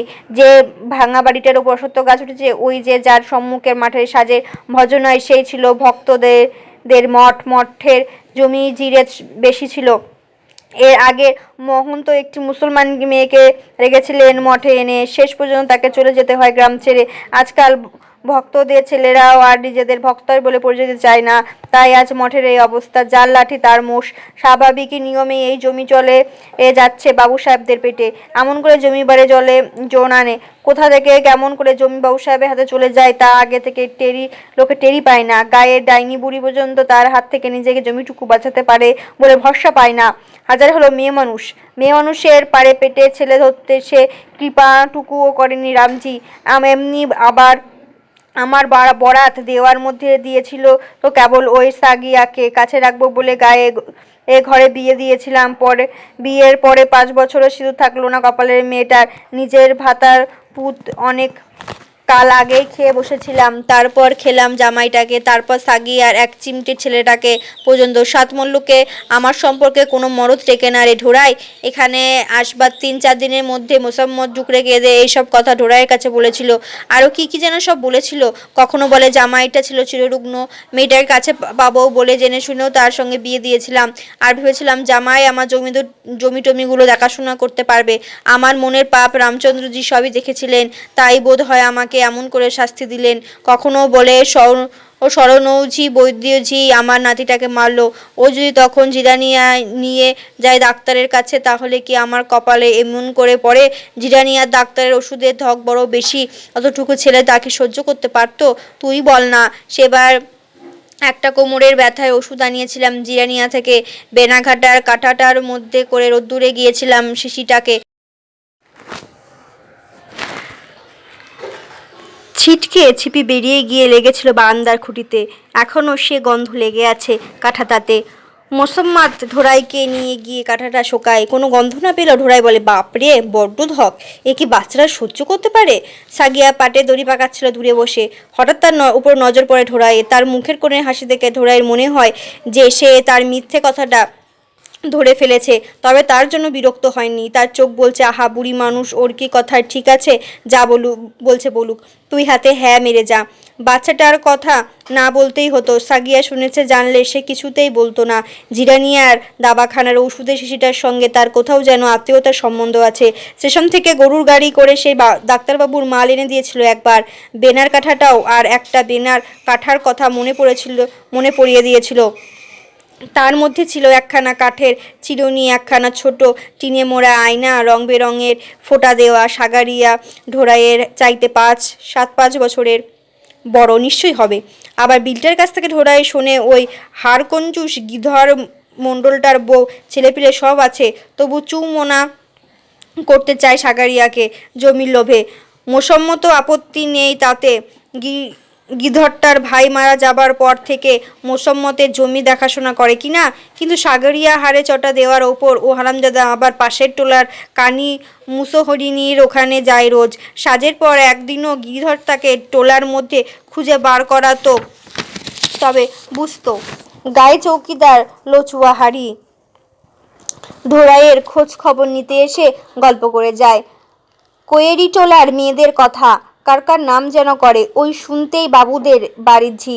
আর দিন কতক থাক না, সবই জানতে পারবি। এর জন্যই তো এদের আধি আদার রাখে রাজপুতরা। না হলে ওই সাঁওতালটুলিতে গিয়ে দেখে আসিস তাদের চাষ আর এদের চাষ। এ পরিবেশের মধ্যে ঢোড়াই এসে পড়েছে সাগারিয়ার নিকট নতুন শাস্ত্র শিক্ষা। সাগিয়ার মা দুজনেই লোক ভালো, পরকে আপন করে নিতে জানে, কিন্তু বুড়িটা বড় বাজে বকে।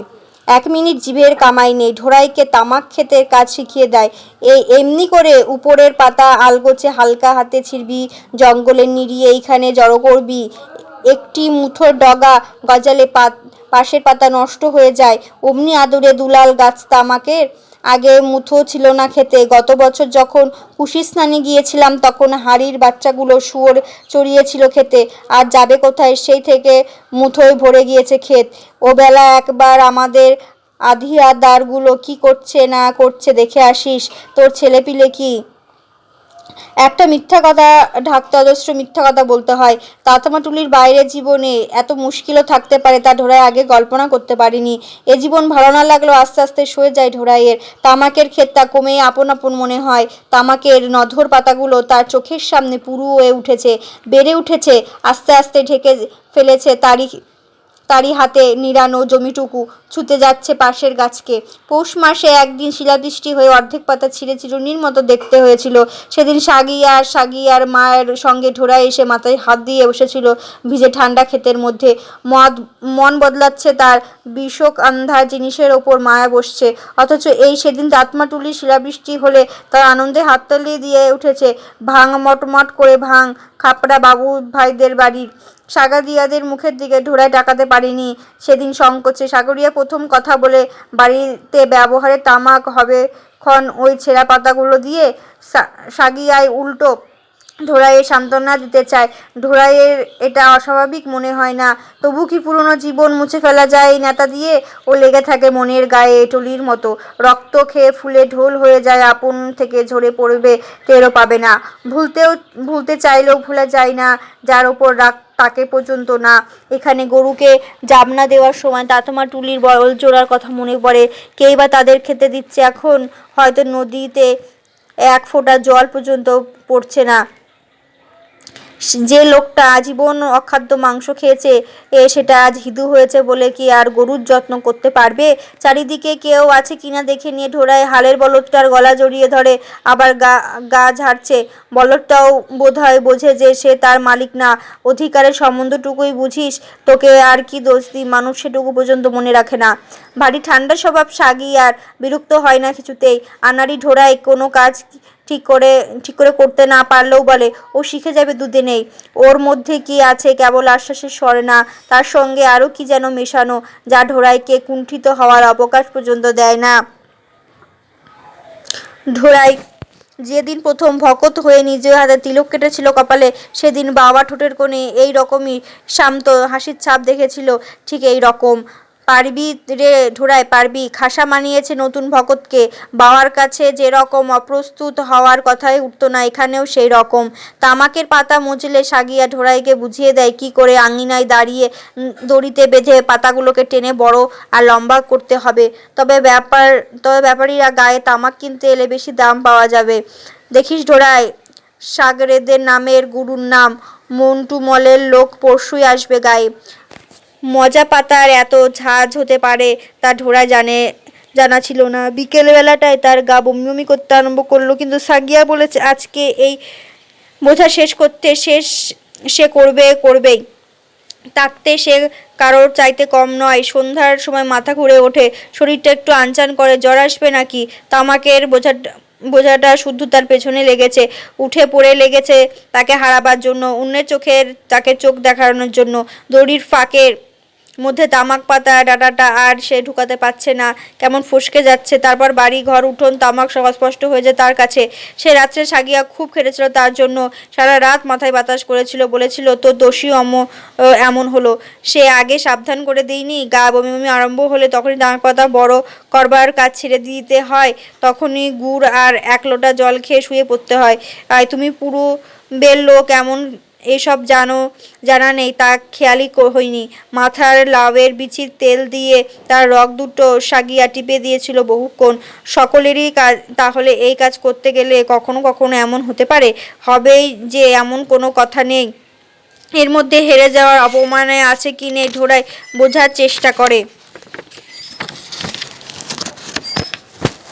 এভাবে কি সব ভাবনাগুলো জট পাকিয়ে যাচ্ছে। কানে সে খসখসানি শব্দটা আসছে, সেটার জন্য মাথা টিপবার সময় এই শব্দটা হচ্ছে।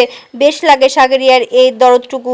এখানে তাহলে মরলে কুকুর শিয়াল টেনে নিয়ে যাবে না? এখানেও দুটো মিষ্টি কথা বলবার লোক তাহলে আছে।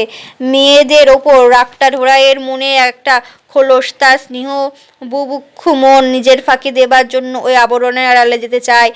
তাই কথার ধুরকি মোসাম্মত রাতে তামাক খেতে উঠে সাগরিয়ার কাছে থেকে যখন তার খোঁজ নিয়ে যায়, তখন তার স্নেহ কাঙাল মনটা কৃতজ্ঞতায় ভরে ওঠে।